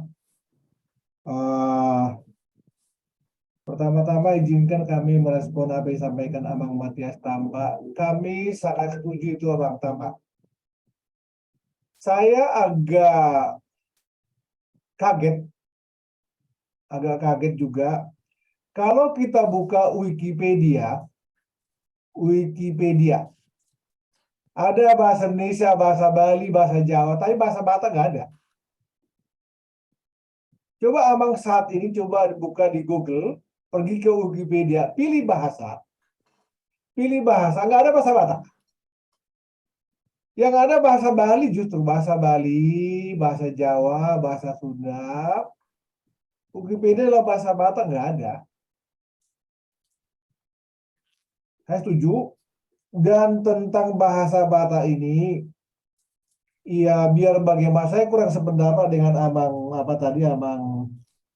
Amang siapa mohon maaf yang berkata kita seolah-olah tidak perlu belajar bahasa Batak, cukup dengan bahasa Indonesia otomatis bahasa Batak itu kalau kita tinggal di hutan, Bang. Tinggal di hutan. Ya kalau tinggal di kota, tinggal di Amerika, biar bagaimanapun ya harus belajar bahasa Batak. Karena dia lahirkan dari bahasa Indonesia. Kan begitu ya, bahasa Indonesia. Jadi kalau saya melihatnya, biar bagaimanapun, saya sangat setuju dengan Amang Tamba tadi. Kita harus, salah satu metode untuk mempertahankan suku Batak ini ya, salah satunya adalah kita tembak dari variabel bahasanya harus tetap ada. Ya begitu ya. Kita harus tembak dari sisi bahasanya harus tetap ada. Bahasa itu bukan sekedar sebuah alat komunikasi, bukan. Tapi itu jati diri. Nah begitu ya, jati diri. Saya juga agak kurang nyaman dengan dunia Batak. Kalau bahasa Indonesianya tidak seperti orang Medan, diejek habis-habisan bahasa Indonesia pada pasir-pasir. Kata siapa? Saya sangat senang dengan orang bule. Ketika suatu hari saya ke Amerika dengan bahasa Inggris, logat Bataknya, orang bule bicara apa? Jangan pernah merubah logatmu Inggris dengan gaya bahasamu itu. Jangan pernah berusaha merubahnya. Itu kekayaan budaya Inggris. Orang Inggris malah senang sekali kalau ada bahasa Inggris berlogat-logat Batak. Oh senang, makanya ada Inggris India, ada Inggris Singapura, ada Inggris macam-macam. Orang Batak itu sangat keras mengejek orang Batak kalau bahasa Indonesia-nya berlogat Batak. Dan bagi saya itu salah satu kelemahan. Kelemahan orang Batak harus seperti orang Melayu, harus seperti orang Medan, nggak bisa. Nggak bisa. Gitu Bang dari saya tentang bahasa ya. Saya sangat kagum dengan orang Sunda. Orang Sunda semodern apapun dia tinggal di kota Bandung, bahasa utamanya itu bahasa Sunda. Bukan bahasa Indonesia. Orang Sunda, kita lihat di Bandung, sehebat apapun, guru besar, profesor di ITB, di Unpad, lulusan Amerika Serikat, bahasa utamanya itu mungkin. Kita bisa pastikan pasti bahasa Sunda. Bukan bahasa Indonesia. Mereka bisa berbahasa Indonesia. Begitu ya, mereka bisa berbahasa Indonesia. Tetapi bahasa utama mereka bahasa Sunda. Identitas mereka tetap terjaga. Jadi saya sangat setuju apa yang disampaikan oleh Abang Tamba dari Amerika tadi. Kita perlu melestarikan bahasa Batak ini dari segala sisi. Dan beliau tadi mengusulkan ya bahasa ilmu pengetahuan. Saya juga bermimpi bagaimana ya mungkin nggak bahasa Batak itu sebagai bahasa pengantar skripsi, tesis, disertasi dari mahasiswa yang ada di Tanah Batak. Nampaknya masih jauh. Ya mudah-mudahan suatu hari ya kita dukunglah bikin skripsi di Uno Mensen pakai bahasa Batak ya. Bikin skripsi di IAIN Tarutung pakai bahasa Batak. Mungkin akan memperkuat pengembangan budaya Batak. Saya berharap begitu. Yang disampaikan oleh Abang Huta Julu tadi, ya kita memang masih sering terpaku dengan kualitas pendidikan, dengan anak sedikit. Tetapi saya ingin mengajak kita semua, mari kita juga berpikir pada kuantitas. Paling bagus adalah kalau Batak 25 juta, tapi berkualitas bagus. Kualitasnya luar biasa bagus, orangnya juga banyak. Semakin banyak orang Batak, tetapi tentu saja kita mendukung kualitasnya juga baik. Bukan berarti, tidak berarti otomatis kalau kuantitasnya banyak, kualitasnya menurun. Itu tidak linear itu. Yang kita lakukan adalah bikin banyak orang Batak dan juga jaga kualitasnya juga. Jadi tidak berseberangan habis-habisan. Kalau banyak orang Batak, otomatis kualitasnya menurun. Bukan begitu, Bang. Yang kita lakukan adalah bikin dia banyak, tapi juga kualitasnya jaga. Kualitas SDM-nya bagus. Itu tentang apa ke Amang Rawanda Julu, kepada Amang Sibarani tadi ya itulah diskusi debat panjang sejak zaman Malthus, dan bahkan sebagian orang berkata sampai hari ini. Ini punya anak banyak, tetapi nanti kualitasnya akan menurun. Apakah itu otomatis? Ya tidak. Kan begitu ya. Kita harus mulai memodernisasi paradigma kita. Punya anak banyak itu tidak otomatis kualitasnya menurun. Tidak otomatis. Dan itulah tantangan kita bersama-sama. Jangan hanya punya anak dua, tentu saja kualitas juga dijaga dengan sebaik-baiknya. Diawasi. Kita harus mengakui memang seperti kekhawatiran Inang Bulu Nabi Tupulu tadi, kita perlu melokalisir orang Batak menjadi satu bangsa, tinggal di Danau Toba dan sekitarnya. Ya memang ada benarnya di satu sisi, tapi tidak 100% Inang. Remittance dari India paling banyak itu dari orang India yang pergi ke luar negeri, dan itu salah satu sumber daya yang membangun India sangat banyak. Remittance dari Israel saat inilah uang-uang yang dikirimkan oleh diasporanya Israel yang punya usaha di Amerika Serikat, punya usaha di mana-mana, dan yang mereka jaga adalah hati mereka tetap menjadi Israel. Yang perlu kita jaga adalah hati kita semua ini tetap menjadi orang Batak, walaupun kita tinggal di mana saja di bumi ini. Dan kalau saya melihatnya, ya, kita tidak perlu harus memaksakan orang Batak pulang semuanya. Kalau mau maju jangan pulang di satu tempat, harus berakar dalam, menyebar ke seluruh bumi ini, tetapi hatinya ada di tanah Batak, menjadi orang Batak. Kira-kira demikian pendapat saya. Jadi dari 8 juta, dari 9 juta, kira-kira banyaknya orang Yahudi dengan orang Batak di bumi ini yang gak jauh-jauh beda. Mungkin Yahudi lebih banyak sedikit ya dari angka-angka yang ada kita lihat. Tetapi mereka luar biasa jauh lebih hebat dari kita. Kenapa? Ya inovasi mereka dan juga perasaan persatuan mereka jauh lebih tinggi dibandingkan kita. Dan ini salah satu yang mengakibatkan saya sangat senang dengan forum diaspora seperti ini, dengan diskusi-diskusi dari orang Batak sedunia seperti ini, supaya kita boleh menjaga, mengawal, mempertahankan kebatakan kita dimanapun kita berada. Demikian sementara, Bang. Kalau ada tambahan lain dari siapa saja di antara kita, ya silakan. Ini acara Martonang ya, bukan diskusi 1-2 arah begitu ya. Terima kasih banyak.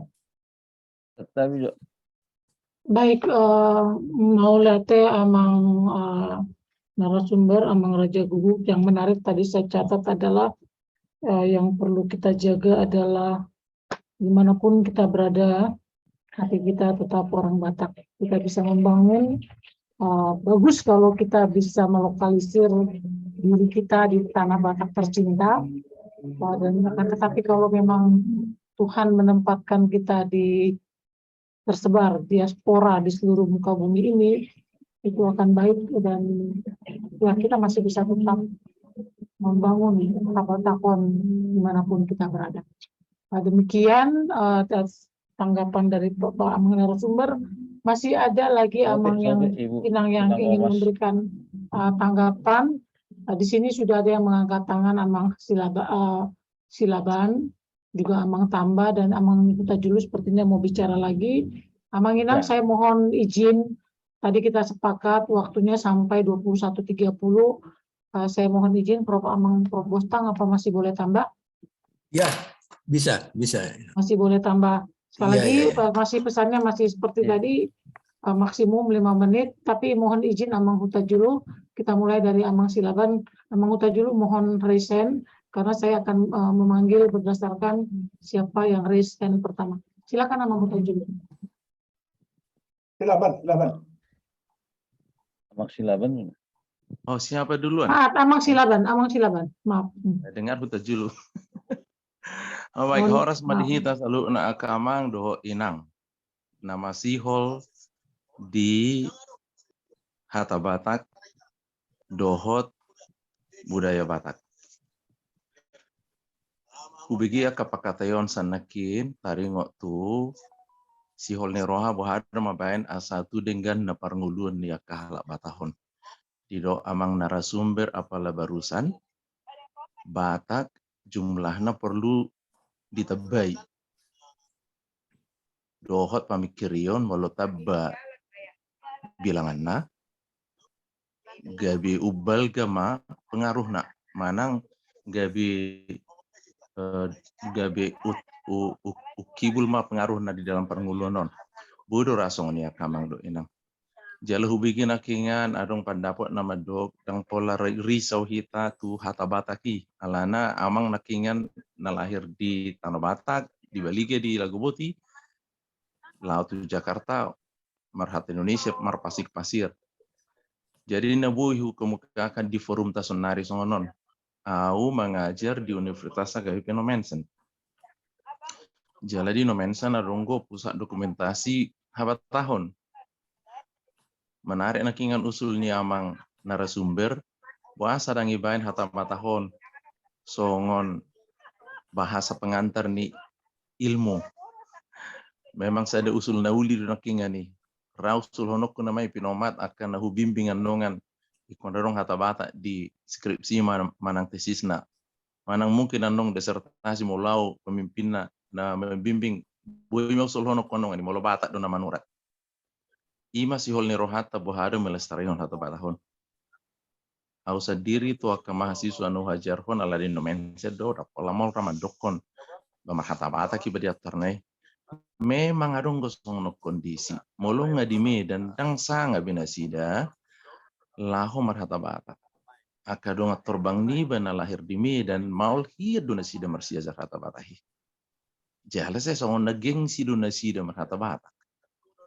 Alanido pangido do abang Profesor Sian Perth hari Sabtu ana sama katai jo di tonga-tongan ya karongahku magurang di Medan babungoku mau na buyan nongan makatai taringo tu Hata Batak dohot adat Batak alana mula makatai taringo tu si bui mahita taprulihon bohado menghargai Hata Batak dohot adat Bataki itu rakui mak semangat nata bangun noeng di forumon saya talului ma dia do adalah tasabui langgeng manang lestari aro bahasa Batak ni lestarion asa totong marsiuho Hata Batak do adat Batahi manoktong manoktong dihita akka halak Batak nang pedau nasida mangarato ima jora pendapat nadong sianau nabui hupatol hasil matangata terus mahita marsitu tu sian sude cara song nedok ni ibu buruna pitu puru nakingan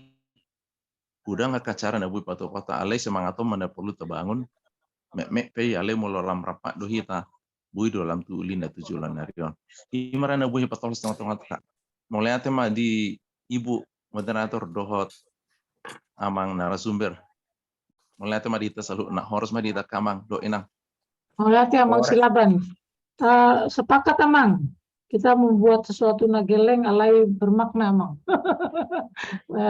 melalui apa yang bisa kita lakukan. Lanjut berikutnya Amang Tamba kembali memohon waktu untuk memberikan tanggapan. Silakan Amang Tamba. Iya, terima kasih Tok ya. Tadi saya melanjutkan di bidang populasi yang tersetop tadi ya.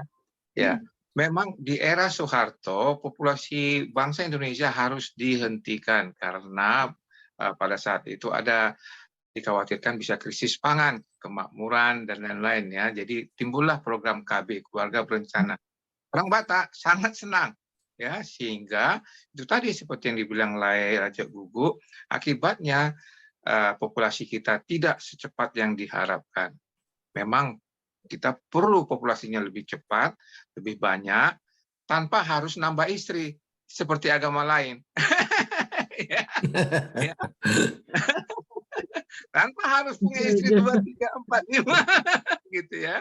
Nah, bisa sebenarnya populasi orang Batak ini bertambah. Dikasih aja Pak Jokowi, dia sudah punya marga kan, apalagi kan udah orang Batak dia. Ya kan? Kasih aja, kawin dengan orang lain, kasih marga, dia dati atau tidak, pokoknya kasih marga. Nah, itu orang Batak ya, tapi itu terlepas dari ada yang kata maaf, ada yang katakan Batak Dayak, saya nggak setuju itu. Mau Batak, pokoknya Batak lah. Dikasih marga Batak gitu ya. Nah, itulah populasi dan kualitasnya ini bagaimana? Memang tak terlepas dari kemakmuran. Banyak anak nggak sekolah jadi preman juga. Jadi susah juga lingkungan gitu ya. Nah, lalu terjadilah hal-hal yang tidak diinginkan. Nah, jadi bagaimana untuk supaya populasi tinggi tetapi makmur? Nah, itu tadi. Kalau tadi dikatakan Pak Raja Guguk bahwa ada Provinsi Tapanuli, ya memang itu solusinya. Provinsi Tapanuli karena bisa memperhatikan dirinya sendiri, memakmurkannya dari SDA-nya, SDM-nya, ya, dari pembangunan pendidikan, dan juga membuat bahasanya menjadi lebih keren lagi. Israel tadi maju bukan hanya karena diasporanya mengirim duit, tapi Israelnya meminta diasporanya pulang untuk membangun. Karena apa? Karena mereka sudah bentuk suatu negara. Sudah ada anggarannya, ya, mereka membangun di sana. Nah, ilmunya dapat dari luar, dibawanya ke Israel. Begitu juga Tapanuli, bila Tapanuli sudah punya anggaran sendiri dalam bentuk provinsi, mereka bisa dipanggil untuk membangun di sana. Ya, dibuat di sana misalnya Tapanuli kayak sana Silicon Valley gitu ya. Nah, itulah salah satu contoh meningkatkan suku Batak. Memang banyak yang malu akan suku Batak. Jangankan orang Batak, orang Amerika dulu pernah malu jadi orang Amerika. Karena apa? Karena itu nggak makmur. Banyak yang pengangguran, perang-perang aja kerjanya. Tapi setelah makmur, semua pengen jadi orang Amerika. Gitu ya. Begitu juga orang Batak, Tapanuli. Begitu makmur nanti suatu saat Provinsi Tapanuli, atau katakanlah Tapanuli secara umum, semua akan kembali lagi senang bangga menjadi orang Batak. Demikian dari saya, Amang. Moliate. Moliate Amang Tamba. Kepada berikutnya ke Amang Hutajulu, silakan Amang. Moliate namun klarifikasi Dr. Amang Wilson. Kan di data demografi nilai kan tak sudi dope tawotosian penghasilan mata pencaharian. Nah, pabuanak kini dari segi faktual Nabinoto kalau mau dihamil Provinsi Riau kemungkinan besar 2-3% itu akan perkara-kara dope. Jadi artinya kan jumlah urutan ketiga itu dengan kualitas nama memprihatinkan. Budope menjadi tambah bangga kita muradong do program meningkatkan kualitasnya lahon. Kemudian punguan mana persatuan yang cukup terkenali iya don lagi. Soalnya dong yang maksud itu nak ini programnya cukup bagus. Itu na klarifikasi mau lihat ya. Moliate Gurang Amang Hutajulu. Ya, karena ini sudah ditanggapi, diklarifikasi. Kalau berikutnya kami mohon perkenan Amang, tadi sudah bergabung Jenderal Harangan Sitorus, masih di dalam. Ada. Ya, silakan Amang Jenderal Harangan Sitorus, mohon memberikan tanggapan terkait dengan pendapat perlunya kita memiliki banyak orang Batak, supaya dengan berbagai implikasi pentingnya termasuk bisa memiliki pengaruh melalui jumlah di negara kita dan juga untuk membangun Indonesia dari sisi ekonomi dan juga untuk mempertahankan Habatakon. Mohon Harangan, terima kasih.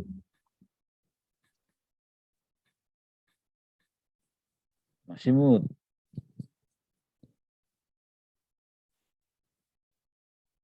Mohon unmute, Amang. Oke.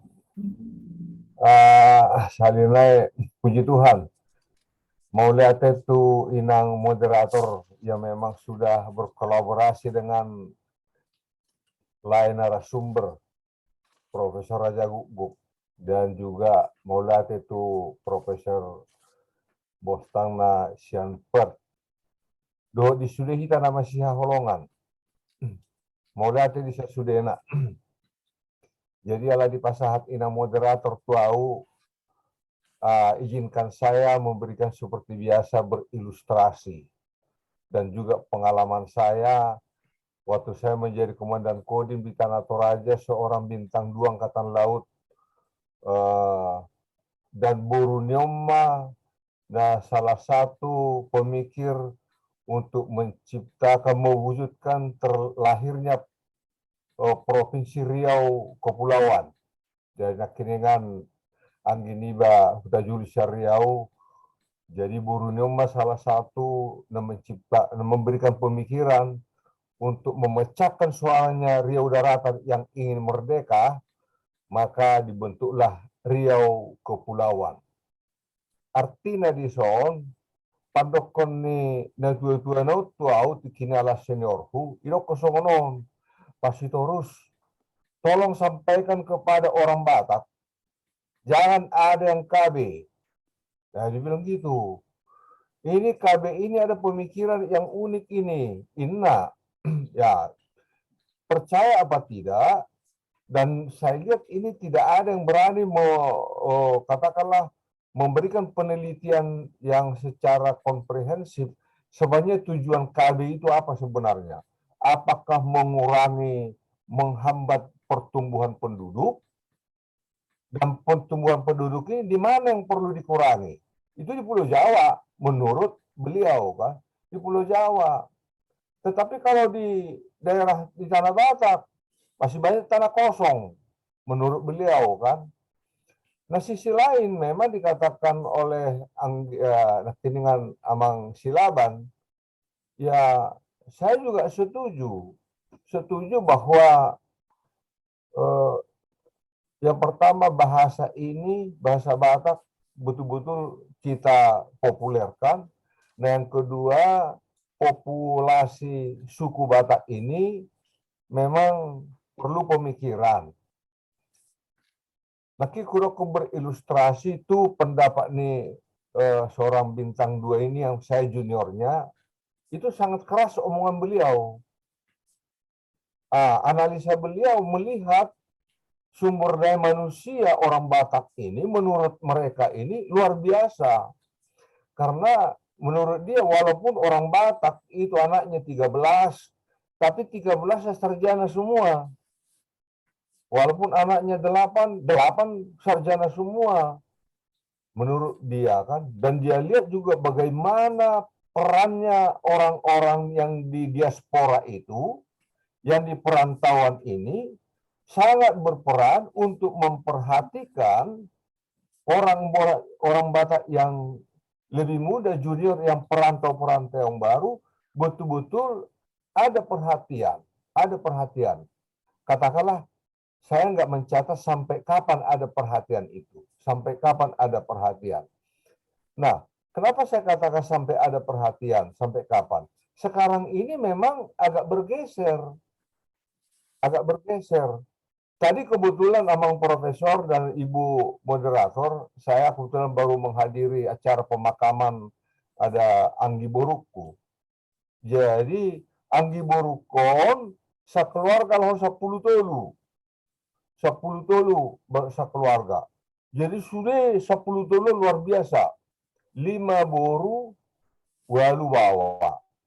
Nah 5 boruon konsensusnya lahon mulu boru cukup sampai SLTA, SPG, gabe guru sudah. Alai bawa on, sada mapadita, sada insinyur pertanian, sada apoteker, dan selanjutnya 2 yang di Jepang. Marboru Jepang sada. Artinya dari 13 ini sukses semua. Nah, kini dengan alai unang populasi ini perlu kita tambah, alai unang berpikir songo sebelah menguli muse. Nah, memang itu jangan. Gitu kan. Jadi sen ilustrasi nakini anak ini, yang pertama saya setuju bahwa populasi orang Batak ini kita pikirkan jumlahnya, kita pikirkan. Karena setelah saya lihat, karena saya basic saya militer itu ada tugas pokoknya.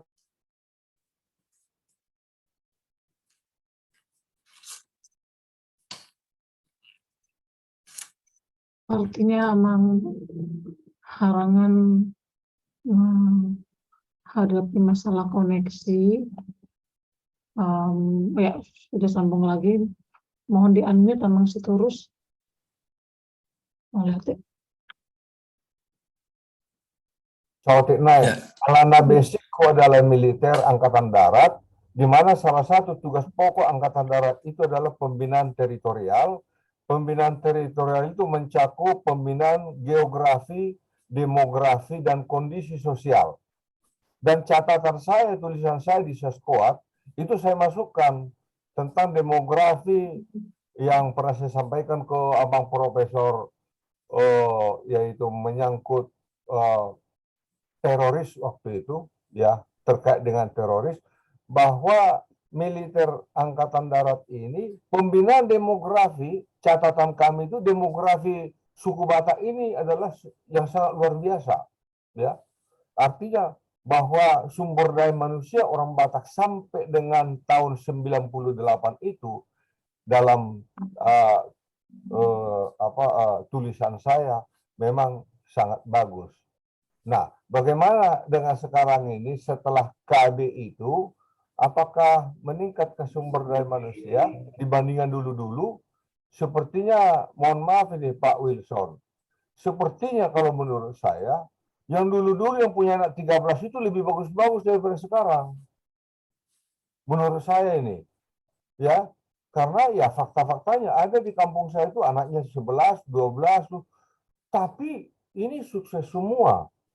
Nah, yang sekarang ini anak 2, 3 nggak terlihat lagi suksesnya, nggak begitu terlihat. Nah, itu yang pertama. Jadi saya sekali lagi saya setuju. Itu perlu kita pikirkan bahwa hati-hati kita dengan KB ini, jangan sampai nanti kita menjadi hilang dari peredaran. Ada kemungkinan itu. Nah, yang kedua masalah bahasa. Saya sangat setuju. Ini betul-betul bahasa Batak ini, seperti yang sudah saya katakan pada pemaparan saya yang lalu, bahasa Batak ini, khususnya melalui gereja-gereja. Gereja yang identik dengan Habatahon, yaitu seperti ada HKBP, huruf B-nya. Harus betul-betul ini bahasa ini. Kalau Simalungun, betul-betul GKPS. Gereja Batak, Karo, betul-betul ini diterapkan. Jangan sekarang ini baratnya banyak sintua pakai bahasa Batak pun tidak pas. Bahkan ini udah memang saya usulkan kepada Opuye Porus Hutauruk waktu itu dan juga kepada almarhum Opuye Amang Simarmata juga saya berikan masukan. Mohon ditambah materi kuliah di Sekolah Tinggi Teologi ya, supaya para pendeta itu bahasa Bataknya pas gitu loh. Enak didengar ya. Supaya bahasa Bataknya pas, tidak marpasnya. Jangan sampai dibilang ada ada pendeta tong-tong, madokotok tongpe tong-tong. Ini apakah Ya, ya. dikatakan atau memang begitu nggak tahu kita. Atau memang materi mata kuliah bahasa Batak ini kurang pas di sana. Jadi so masuk ke inang moderator, saya salut kepada wakil rektor saya, Profesor Wisor Raja Gugut atas presentasi malam hari ini. Ya. Baik, mau lihat ya Godang Amang, sebelum Amang Raja Gugup memberikan tanggapan, mungkin izinkan saya sebagai ahli kependudukan Indonesia, kita menyebutnya demografer, memberikan sedikit gambaran tentang program keluarga berencana di Indonesia yang memang merupakan suatu program pemerintah yang sangat dipuji di seluruh dunia pada zamannya, ya. Karena memang pada masa itu tingkat kelahiran di negara kita ini tinggi dan penduduk kita besar jumlahnya dengan kualitas sumber daya manusia yang rendah. Dan bahwa pada saat itu tujuan dari program KB adalah untuk meningkatkan kesehatan ibu dan anak.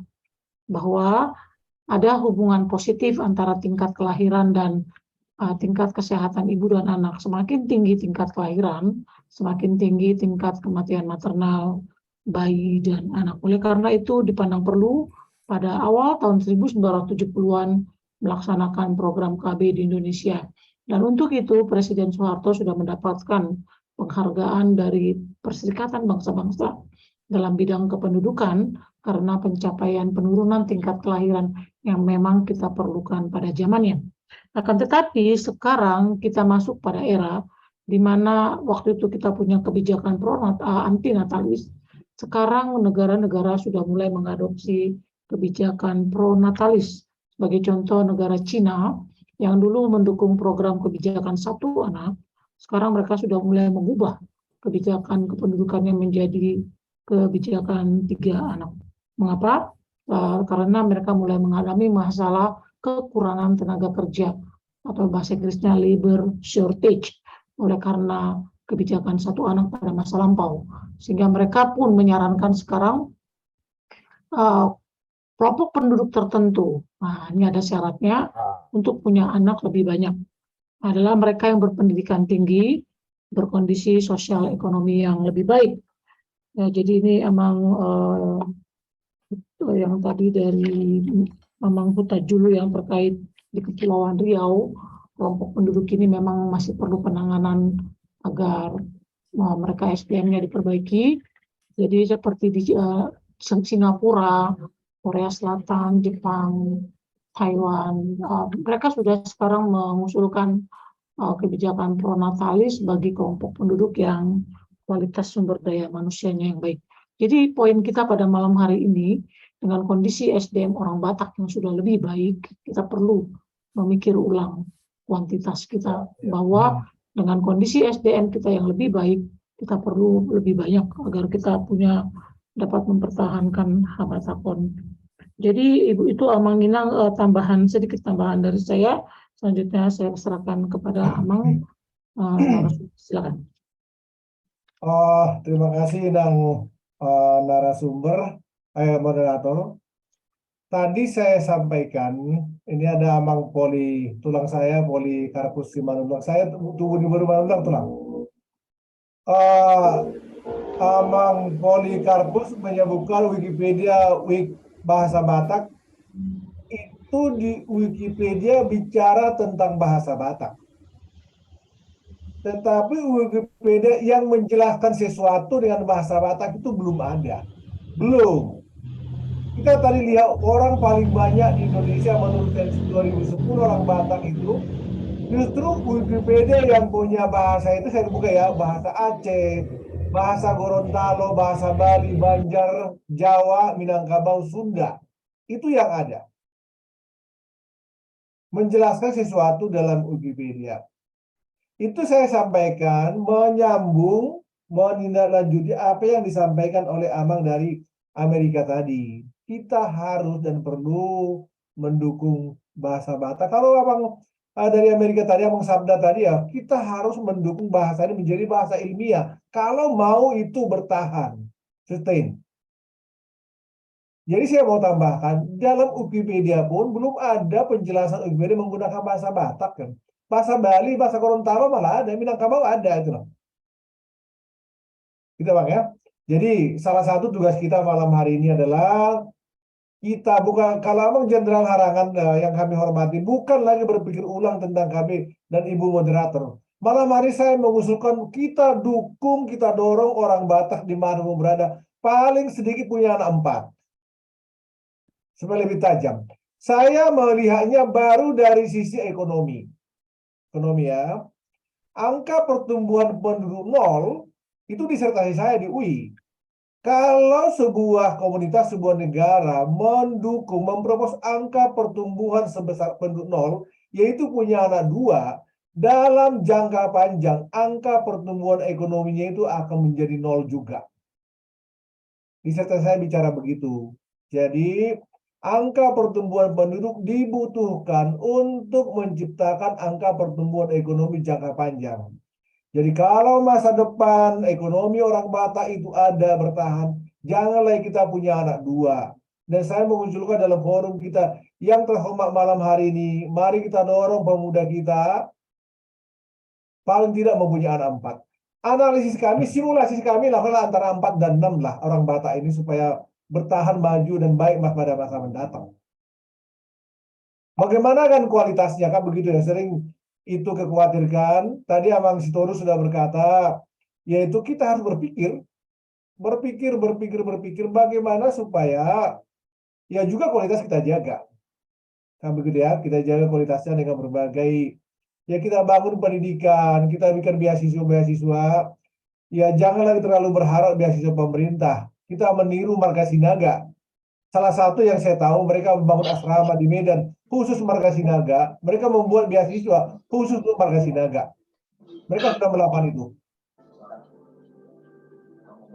Melakukan seperti itu.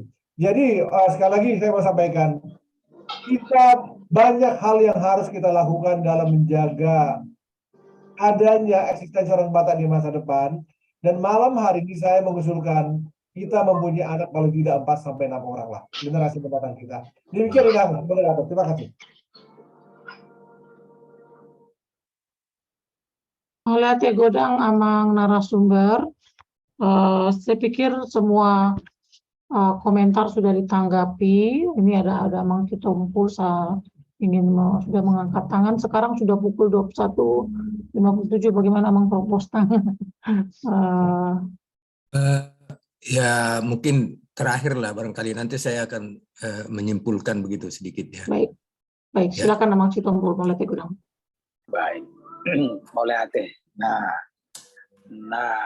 menjelaskan udokon nakangani do. Iki sianda kingan dang mga tusi do high assessment. Saya idokon DP membuat pendidikan sekolah, mengadakan menambah pendidikan dagi zona perlu. Dangi anom may do belum bersada kita. Nanwang adong adok program di pemerintah assessment meningkatkan sumber daya manusia yang ada melalui asesmen ini. Ceritanya bagaimana? Molo tama SMA seseorang itu dan bui melanjut tu universitas, nga adong di mana ijazah kompetensi di bidang mana kompetensi ngadong. Nga bui mana karejo di utata, molo na di pertanian do kompetensi na, molo na jaga restoran do kompetensina, molo naing menjaga topi pantai do kompetensina, manang berjualan do kompetensina, itu dulu. Nah adong nuaingon aset adong nuaingon ojo tak tingkatkan, itu dia.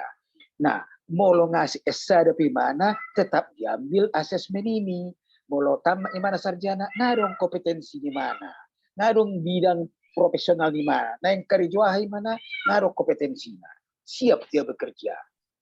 Dan jolo tamat baru dibuat dan dong kepeholan disuruh kerja di mana dan iboto mana nggak ale mau nggak di asesmen di mana nggak di asesmen nung nggak dong di mana semacam standar keahlian mata bangun di kita di provinsi mata bangun kita di alat batakon nang penan di ratu ala kita papu alat bataki tak kompetensi lagi malah apa kita tuh BNSP Mana punguan ada marga-marga pei, mari kita bangun mereka. Profesionalnya marangna tamat sarjana apa mana, marangna SMK apa mana.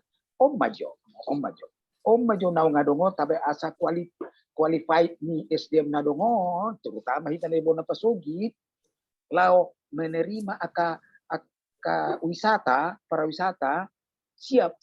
Walau kompetensinya menjaga pantai, security di pantai, melayani restoran, marangna berkepentingan di profesional lah, menggait turis. Om maju tingkat lap tabongkar mana tersembunyi di Danau Toba. Na baru piau bulan Juli ondo pihuboto nadong air terjun situ murun. Nala watu si. Dan ngadong kepenanggo di Hawaii, kalau di bahan madong dermaga sawat isi, adong lapo-lapo mungkin hari Sabtu Mei adong lapo ya habisi tutup ngadong kurang terurus depion. Kasosok noma di infrastruktur tabangun, SDM na peta bangun. Iya maju nane pasal toku amang Prof Raja Guguk dohon moderator doh kita sudah mulai tema horas. Baik, mulai tergudang amang Maaf. Sitompul. Boleh sedikit aja mengapain Pak Sitompul. Barangkali amang maksudnya tamat SMA, tamat S1 atau tamat apa aja, kita tambahkan semacam keterampilan-keterampilan supaya mereka siap kerja di nggak usah merantau misalnya gitu ya Pak ya. Amang ya? Boleh. Iya, mungkin kita bisa buat semacam pelatihan-pelatihan, nanti namanya bukan sertifikat profesi, tapi sertifikat pendamping ijazah barangkali. Jadi kalau SMA, keterampilan yang sesuai dengan SMA. Jadi kita kasih misalnya pendidikan kalau dia mau jaga pantai, mungkin manner ya terhadap macam mana menghadapi turis, bagaimana kalau dia kerja di restoran-restoran, bagaimana melayani tamu gitu ya Pak. Jadi nggak usah tinggi-tinggi ya, tapi sesuai dengan tamat SMA karena sesuai dengan profesi yang mau dia jalani. Kayaknya itu namanya saya baca di sini sertifikasi profesi. Bukan, barangkali sertifikat pendamping ijazah. Jadi ijazahnya boleh apa saja gitu. Dan kita sesuaikan kalau dia tamat SMA, dia mau jadi apa, kalau dia tamat S1, dia mau jadi apa. Saya setuju kali itu Pak, supaya anak-anak kita jangan rame-rame lari ke kampung, lari ke Riau gitu ya Pak Hutajulu. Jadi nanti di sana susah cari kerja. Cuman mau ke kelapa sawit aja, padahal di Danau Toba banyak sekali pekerjaan. Di sekitar Tanah Batak itu banyak sekali pekerjaan. Ya, banyak pertanian, kehutanan. Mungkin tamat SMA kita ajari bagaimana menjaga lingkungan, bagaimana menjaga keanekaragaman hayati. Kemudian bagaimana mempertahankan status Danau Toba sebagai geopark internasional yang mau dicabut katanya tahun 2024. Karena masyarakat Danau Toba nggak bisa menjaganya, mempertahankannya. Saya setuju sekali Pak. Kebetulan saya kan pendidik, saya dari Universitas Negeri Medan yang berdampingan dengan Danau Toba. Ya, kita juga udah mengamati gitu ya. Sebenarnya bagus sekali itu Pak. Jadi itu namanya sertifikat pendamping ijazah gitu. Iya, ijazah. Bukan profesi Pak. Sertifikat mendampingi ijazahnya gitu. Jadi dia kalau SMA ya sampai segitulah SMA itu kalau dia kerja di pantai, kita buat bagaimana dia bisa berbahasa Inggris sedikit, bagaimana dia bisa melayani atau meladeni tamu-tamu, bahasa-bahasa apa yang dipakai, kira-kira gitu ya Pak ya. Saya setuju kali. Terima kasih. Tadi Pak Tamba sudah jelaskan. Dan ngadong bahasa Batak menjelaskan menjaga security di pinggir pantai. Dan ngadong bahasa Batak, bahasa Inggris yang ada. Nah, kita harus belajar ini. Alai bulu-boy tambahin bahasa Batak untuk mengawasi pantai. Satu lagi yang saya jelaskan, bahannya ini bahan untuk menguji ini ada. Namanya SKKMI, Standar Kerja Kompetensi Nasional Indonesia. Oke? Seluruh bidang-bidangnya, seluruh departemen, bidang-bidangnya, nanti untuk pariwisata ini adalah Departemen Pariwisata. Kita cek nanti di BNSP, kami Bapak mau mengadakan ujian kompetensi yang ini. Kami mohon SKK ini yang yang judulnya security di pinggir pantai atau melayani restoran atau nah semua itu ada. SKK ini kita minta nanti bahannya. Kita hanya melaksanakan aja. Kalau kita belum siap di Bonapasogit melaksanakan langsung mengadakan asesor-asesornya yang menguji itu, boleh kita pinjam LSP para wisata yang ada di Jakarta. Kita datangkan mereka 2 orang. Bisa mereka di asesmen ratusan orang. 2-3 hari sana. 1 hari sebelum diuji, mereka dikasih pendalaman materi. Diceritain nanti semua. Diajari materi itu ada di LSP. Diajarkan mereka nanti pendalaman materi, baru besoknya ada diuji. Umpamanya, mengerjakan sesuatu topik, diajari di situ detailnya sehingga mereka jadi profesional. Kalau mau detailnya nanti, kalau ada panjang waktu kita untuk job begini ya saya jelaskan. Sekian dulu yang dapat saya jelaskan. Terima kasih. Baik, mau lihat ya Godang Amang Inang semuanya. Selanjutnya karena waktu jua, kita besok harus ke gereja, mempersiapkan diri ke gereja. Saya kembalikan kepada Amang Prof. Bostang. Mau lihat ya Godang? Selamat malam.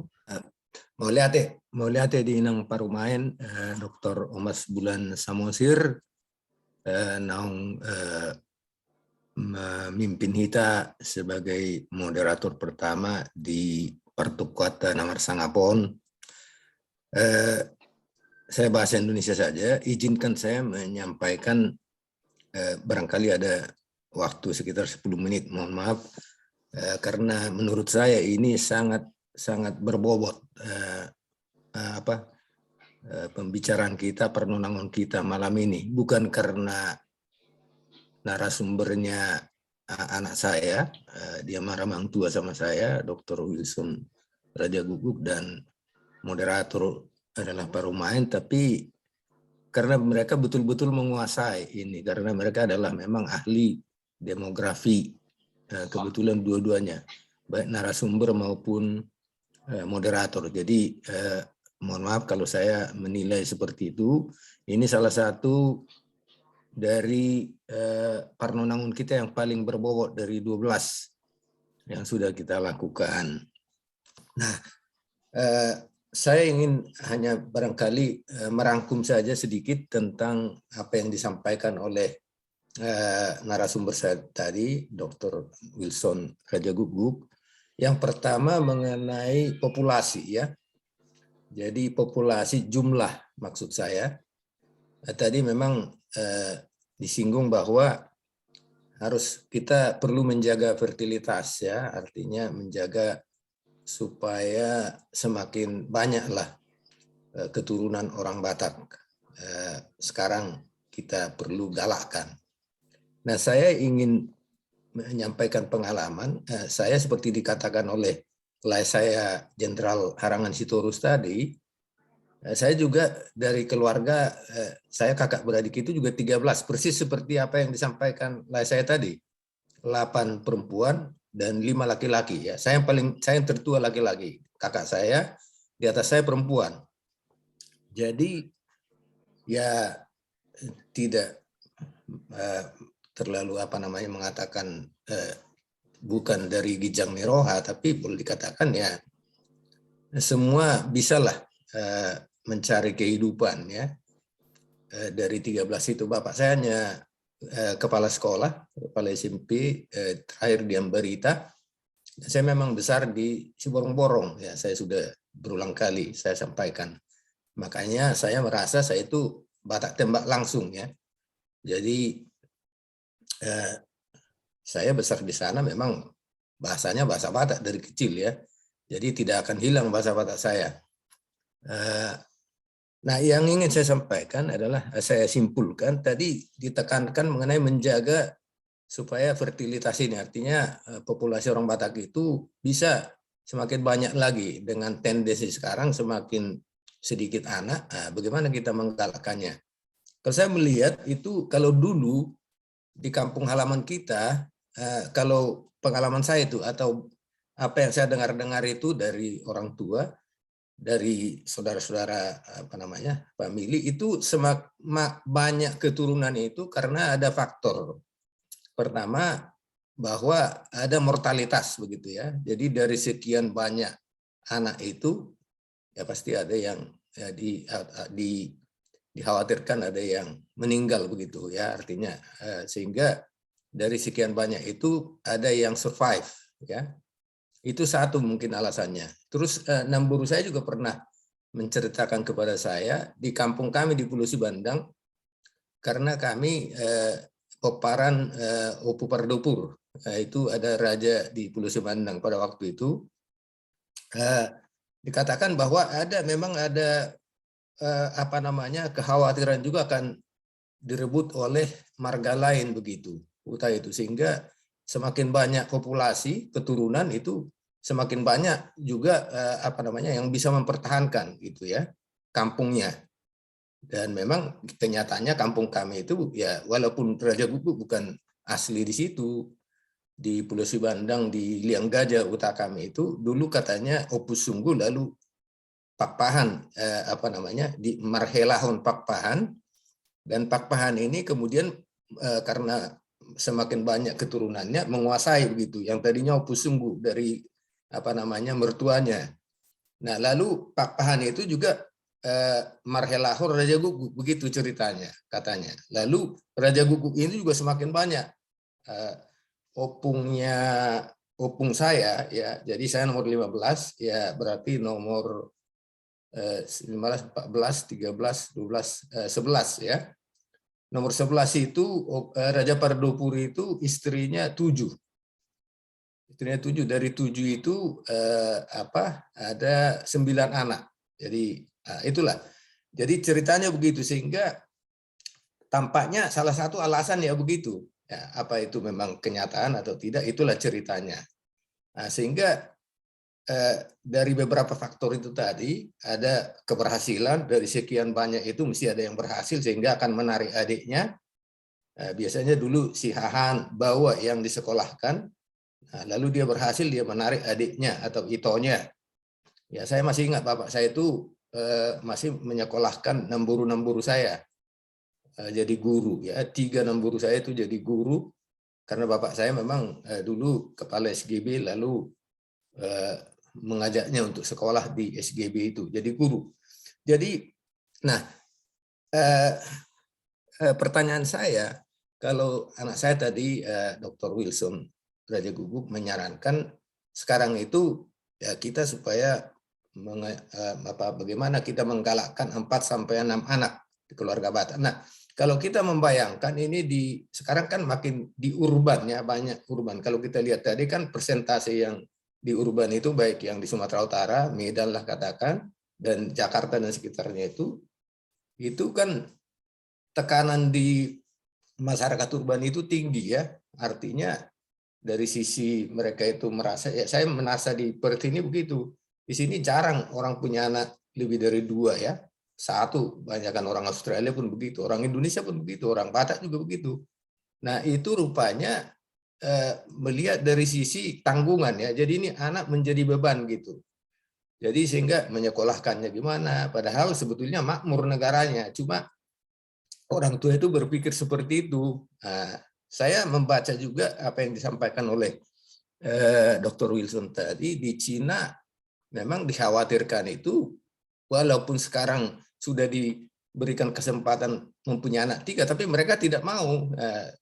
Generasi muda itu tidak mau, bahkan mereka tidak mau menikah begitu, karena mereka ingin penghasilannya itu dinikmati sendiri, karena sudah capek untuk bekerja sehingga tidak harus dibebani oleh adanya anak. Apalagi di Cina itu kan piramidanya itu terbalik gitu, jadi seorang anak itu menanggung orang tua kalau sudah tua dan opungnya kalau masih ada gitu. Jadi itu tampaknya begitu, saya baca begitu, entar itu benar nanti bisa dikoreksi oleh Dr. Wilson. Jadi alasannya begitu, sehingga Cina itu walaupun 3 anak sekarang bisa dibuka untuk punya 3 anak, tapi mereka, saya ada orang Cina juga kenal di Australia ini, dia mengatakan begitu, kami anak muda di Cina nggak mau menikah, nggak mau punya anak, kira-kira begitu. Nah jadi makanya dikhawatirkan, kalau tidak salah saya baca Cina itu tahun 2027 kalau nggak salah itu sudah stop itunya bertambah, malah jadi menurun setelah itu, dan akan nanti India akan menjadi negara paling besar populasinya di dunia ini. India sekitar 1,4 miliar. Jadi barangkali beginilah gambarannya. Jadi masalahnya sebetulnya juga ekonomi, karena kalau populasi itu lebih banyak yang tua daripada yang muda, makanya jadi beban bagi negara untuk pensiun dan sebagainya ya. Jadi ini hanya pertanyaan saya kepada anak saya, Dr. Ustaz, gimana caranya kita menggalakkan ini, terutama di masyarakat Batak urban gitu ya, urban ya, itu yang menjadi pertanyaan. Nah, kalau yang kedua mengenai bahasa Batak tadi ini sangat penting, makanya nanti bulan depan kita akan membicarakan ini. Narasumbernya adalah saya Antonia Utajulu nanti bulan depan. Jadi bahasa Batak, judulnya nanti bahasa Batak sebagai alat pemersatu dan sebagai faktor utama di dalam melestarikan adat dan budaya Batak, itu judulnya. Nanti bisa juga kita singgung-singgung juga mengenai penduduk dan sebagainya. Tapi ini bahasa Batak. Kenapa demikian? Karena menurut pandangan kami itu bahasa Batak itu menjadi alat pemersatu. Nah, saya di Perth ini punya teman-teman banyak orang dari etnis tertentu. Saya sebutlah orang ya dari Tionghoa ya. Di sini Tionghoa mereka itu dari Indonesia gitu. Jadi rupanya banyak tahun 98 itu migrasi ke Australia. Waktu kita tahu tahun 98 itu ada peristiwa itu ya. Tahun 98 demo dan sebagainya ya, pergantian kekuasaan. Nah, mereka pindah ke sini, tapi mereka itu tidak tahu bahasa Cina. Memang sudah nama Indonesia dan sudah berbahasa Indonesia, sama sekali tidak tahu. Kami kebetulan satu gereja juga. Nah, dan mereka lebih dekat kepada kita. Saya tanya, kamu itu ada komunitas Cina nggak di sini? Ya, kami tidak gabung dengan mereka begitu, kira-kira begitu, karena mereka tidak tahu berbahasa Cina lagi. Nah, jadi bahasa itu sebagai alat pemersatu kalau kita pandang dari situ. Nah, mereka lebih bersatu dari segi satu bahasa daripada etnisnya begitu. Kalau kita lihat dari sini faktanya begitu. Jadi kita lihat dari situ, menurut saya itu alat pemersatu. Nah, kalau kita sebut juga sebagai faktor untuk melestarikan adat dan budaya Batak, ya. Karena apa? Karena tanpa bahasa Batak orang tidak akan mengerti Dalihan Natolu, orang tidak mengerti partuturan, orang tidak bisa berkomunikasi satu dengan lain, dan orang akan merasa asing kalau dia pulang ke kampung. Dia pasti merasa asing. Saya dulu ke Jakarta itu saya diajakin, saya dari tempat langsung karena saudara-saudara saya sudah lahir di Jakarta, anak-anaknya tulang saya tinggal sama tulang saya diajakin. Karena saya nggak bisa gue lu, saya nggak bisa. Nah, saya totok saya Batak dan bahasa Indonesia juga sangat bernada Batak gitu ya. Nah, sehingga kalau kita lihat di sini tanpa mengerti dan bisa berbahasa Batak akan sangat sulit ya dia menerapkan Dalihan Natolu. Nah, maka kalau dikatakan tadi oleh narasumber kita dan teman-teman lain tadi, bahwa hati kita tetap menjadi orang Batak dimanapun kita berada. Nah, ini kita akan bina ya. Ini justru di Batak Diaspora Marnonang ini yang sangat-sangat kita fokuskan supaya generasi penerus Batak itu mempunyai jati diri sebagai orang Batak. Apa itu jati dirinya? Kita sampai pernah membuat definisi bahwa orang Batak itu selain dari keturunan si Raja Batak, sudah dibilang narasumber tadi, dari sisi patrilineal ya, dari sisi ayah, marga ayah, tapi juga orang Batak itu juga harus menerapkan Dalihan Natolu. Itu tidak bisa, menurut saya tidak bisa keluar dari situ tanpa, menurut saya ini pandangan saya, bisa dikoreksi saya nanti, tanpa dia menerapkan ruhut persauran Dalihan Natolu, maka menurut saya akan sangat sulit kita mengatakan kita orang Batak begitu ya. Jadi bagaimana kita akan memahami, misalnya generasi muda kita komplain tentang wah ribetnya pernikahan dan sebagainya, padahal mereka tidak mengerti sebetulnya apa yang dibicarakan di situ, tidak mengerti polanya, kenapa harus ada hula-hula, kenapa harus ada boru, kenapa harus dongat tubuh, bagaimana pembicaranya, sinamuk dan sebagainya, Marhata itu nggak mengerti. Jadi pantaslah mereka itu alergi atau komplain gitulah menurut saya. Jadi ini kita akan bincangkan bulan depan. Jadi ini tentang bahasa Batak ini tadi, saya sangat setuju tadi dengan saya, Jenderal Harangan Sitorus, bahwa sekarang ya padahal HKBP kan harusnya kan memang bahasa Batak pengantarnya kan, utamanya gitu ya. Memang di Jawa saya lihat atau di Medan tuh mungkin ada apa ibadah dalam bahasa Indonesia, tapi yang diutamakan bahasa Batak yang saya lihat itu ya. Di Jogja itu yang pertama itu saya lihat pagi-pagi itu bahasa Batak. Nah, saya pernah komentar sama tulang saya, Pendeta Junedi. Saya mengikuti kemarin itu apa namanya pentahbisan pendeta. Saya sampai komentar ya. Saya dengar sampai dari awal sampai akhir. Saya dengar itu seperti dikatakan saya tadi. Jangan sampai berpasir-pasir gitulah. Arti tok-tong itu jadi tong-tong misalnya ya. Nah, kalau seorang misalnya situ atau pendeta menyampaikan itu dalam khotbah, nah ini ya barangkali ini bagaimana ya jemaat akan menilainya begitu ya. Jadi saya mungkin terlalu apa namanya kritis, tapi itulah.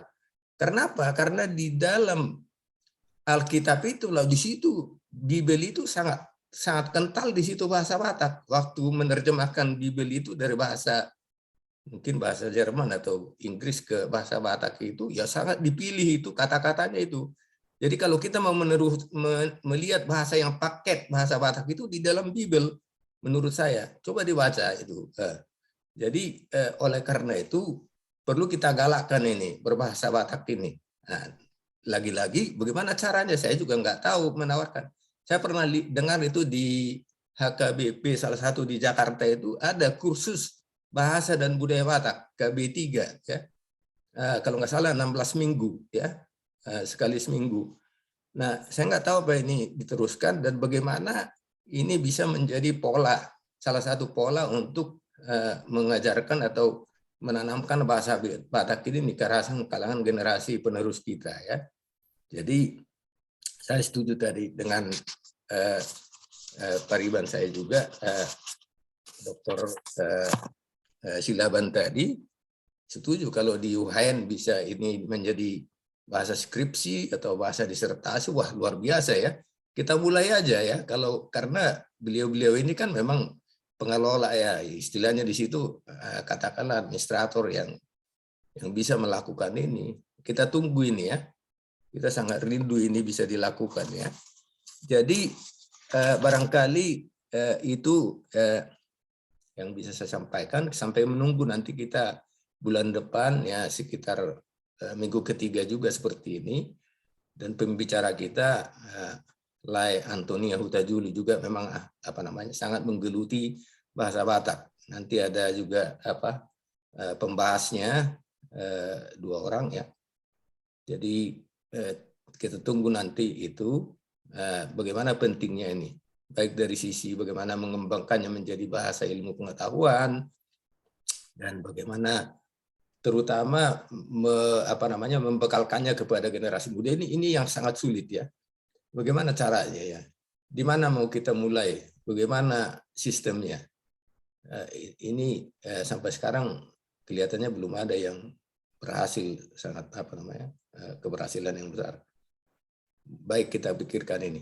Mau lihat ya di Inang Parumain sebagai moderator dan di tulang saya Harisan Buni dan mohon nanti kalau sudah mau ditutup oleh moderator terima kasih kepada kita semua terutama narasumber dan moderator Inang Dr. Roma Sebulan Samosir Parumain dan tulang saya Harisan Buni Nainggolan dan kepada kita semua yang sudah memberikan tanggapan, memberikan pendapat, pertanyaan dan sampai kita ketemu lagi bulan depan dan mohon nanti kalau bisa ditutup dengan doa oleh nanti saya Dr. Harangan Sitorus ya saya minta tolong nanti ditutup dalam doa. Mau lihat inang moderator Parumain Dr. Ari Sambudi. Ya, sampai ketemu bulan depan. Horas, Mas. Sebelum ditutup, mohon dikit Amang Sitorus.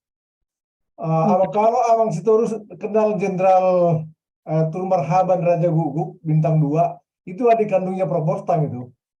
Ya, betul. Adik kandungnya itu. Ya. Ini dari Betul lah. kandungnya itu. Iya lah. Nomor 4 lah, nomor 4 kami. Iya, saya paling besar ya. Boleh ya, tambah dikit Bang, tambah dikit. Horas. Dunia sempit. Boleh Amang Wilson jadi ala di Babua Hamu soalnya kebetulan mulu abang saya lah ya, Tun Marhaban Raja Guguk ini sangat dekat dengan saya ke saya. Dan mulai saya Kopral Taruna, dia Sersan Taruna, itu sangat baik ke saya sampai dengan hari ini. Sampai dengan hari ini. Iya, boleh lah. Adik kandungnya itu. Iya, horas. Oke, boleh. Ya, mulai tuh Mak, inang perumahan. Tulang dari Sambudi. Jadi tutup pertemuan di bangsa Tangyang. Ya, gimana inang perumahan ditutup? Sudah selesai ya? Ya, jadi kita akan menutup acara. Amang Pendeta Junedi masih ada di tempat. Ini Jenderal Harangan. Ya, Lai Jenderal Harangan ya, yang menutup dalam doa. Harangan yang tutup dalam doa. Ya. Jadi di Tuhan tapi nang ide tu nak tu kapartohonan ala di Bangido amang Profesor Awo mabet Tangyang lau pa menutup acara tahun tapasada maruhatta martangya kita. Tuhan debata amanami na marhabang sa di Banua Gijang di Banua Gijak oleh Tuhan alai jonok doho dia kana maju guarmu. Mau lihat madonga puji-puji di sembah roh nami tuho apala diobaso di bodario nali Tuhan ala di perhatu rohanami holan ala niasyut holon ni roham na mangiring-iring madonga ni hami di nomor diskusi hami melalui jumon ali Tuhan nunga masegudang di hatai hami ali Tuhan saya sudenai holan ala ni pangajarim do di hami naroto dipta di perbadi itu kami, lao memimpin kami, berdiskusi di bagasa budarion. Terlebih ali Tuhan, di pasum-pasum na di pasahak mutu na tua-tua nami, amang nami, Profesor Bostang Raja Guguk, na memfasilitasi ke acaraon, lao soksoni malay Tuhan, di naposom, amang nami Wilson Raja Guguk sebagai pemapar, sebagai narasumber di bagasan budarion, nama saya uli jala denggan di tariaso tuhami akasongod dia na perlu si pikir honon nami tu bangso nami bangso Batak soksoninang tu inang moderator na mengendalikan acara dengan baik dan sasudah dari Tuhan holan alani pangurupiomu doho pangajarim do dihami soksona kadongan nami narap berdiskusi di bagasa sadario di bagasa budarion nong mangalian aka pendapat-pendapat, nong mangalian aka kritikan-kritikan, secara kritis di bagasan holong masih holongan hami, songon bangso Batak ali Tuhan. Di bahini mali Tuhan sudah nahu tahu kami di bagasa budarion, sudah nahu diskusi ho kami di bagasa budarion. Pos dorohanami na pasu-pasumi sa sudah nali Tuhan, asang giat gabi makor hon hadenggano di hami orang per orang ali Tuhan. Tua kaya nakon nami tu para nami. Laos tu sudi tahe bangso Batak nadong dilihat portilyon. Asa pos martuturhan nami ali Tuhan bangso Batak nong di pasu-pasung songoni masay denggan ali Tuhan. Asang giat ma di bangso nami bangso Indonesia. Jala dilihat portilyon ali Tuhan. Boy hami marsaringar membuat tongguar mo ali Tuhan di bagasan asyut holong di roham. Satu kenali Tuhan dan yang merdu musirang mahami. Tusoro pasaton nami tong daging dohot to dinami di bagasa bodarion. Dan dinamangulup pihami di podoban nami ali Tuhan. Homa tuktong na mangaramot ihami. Na mangalian hahi pasod ihami. asang giat disogut manugut ali Tuhan, dungu hami di bagasan hahipason, jalabui hami marhiras niroha, lau memuji pasangapun guarn muna badi, marhiti-hiti di gereja nami masing-masing. Omali Tuhan, tangyang nami toho, takas duli Tuhan, mangatusi hami, dusida kadusa doho pangalison nami, nahulahu kami tudungan nami jolma, terlubi marado poko ali Tuhan, dibaheni mangido hami Tuhan Tuhan, asa aupom itu laut para seniorham, asalam takas jala boy hami, mangido lau pasangapon kormuna badi, laus majalo akapasupasum di hari-hari na mangihu dube. Di bagasan guarni Yesus Kristus, martangia kami toho. Amin. Amin. Amin. Amin. Horas. Amin. Horas, Pak. Horas, Horas. Pak. Horas. Selamat beribadah, Mak Bersukut. Akan beribadah. Emang, Kita. selamat malam, izin Pak Mang. Selamat malam. Selamat malam. Mohon izin. Selamat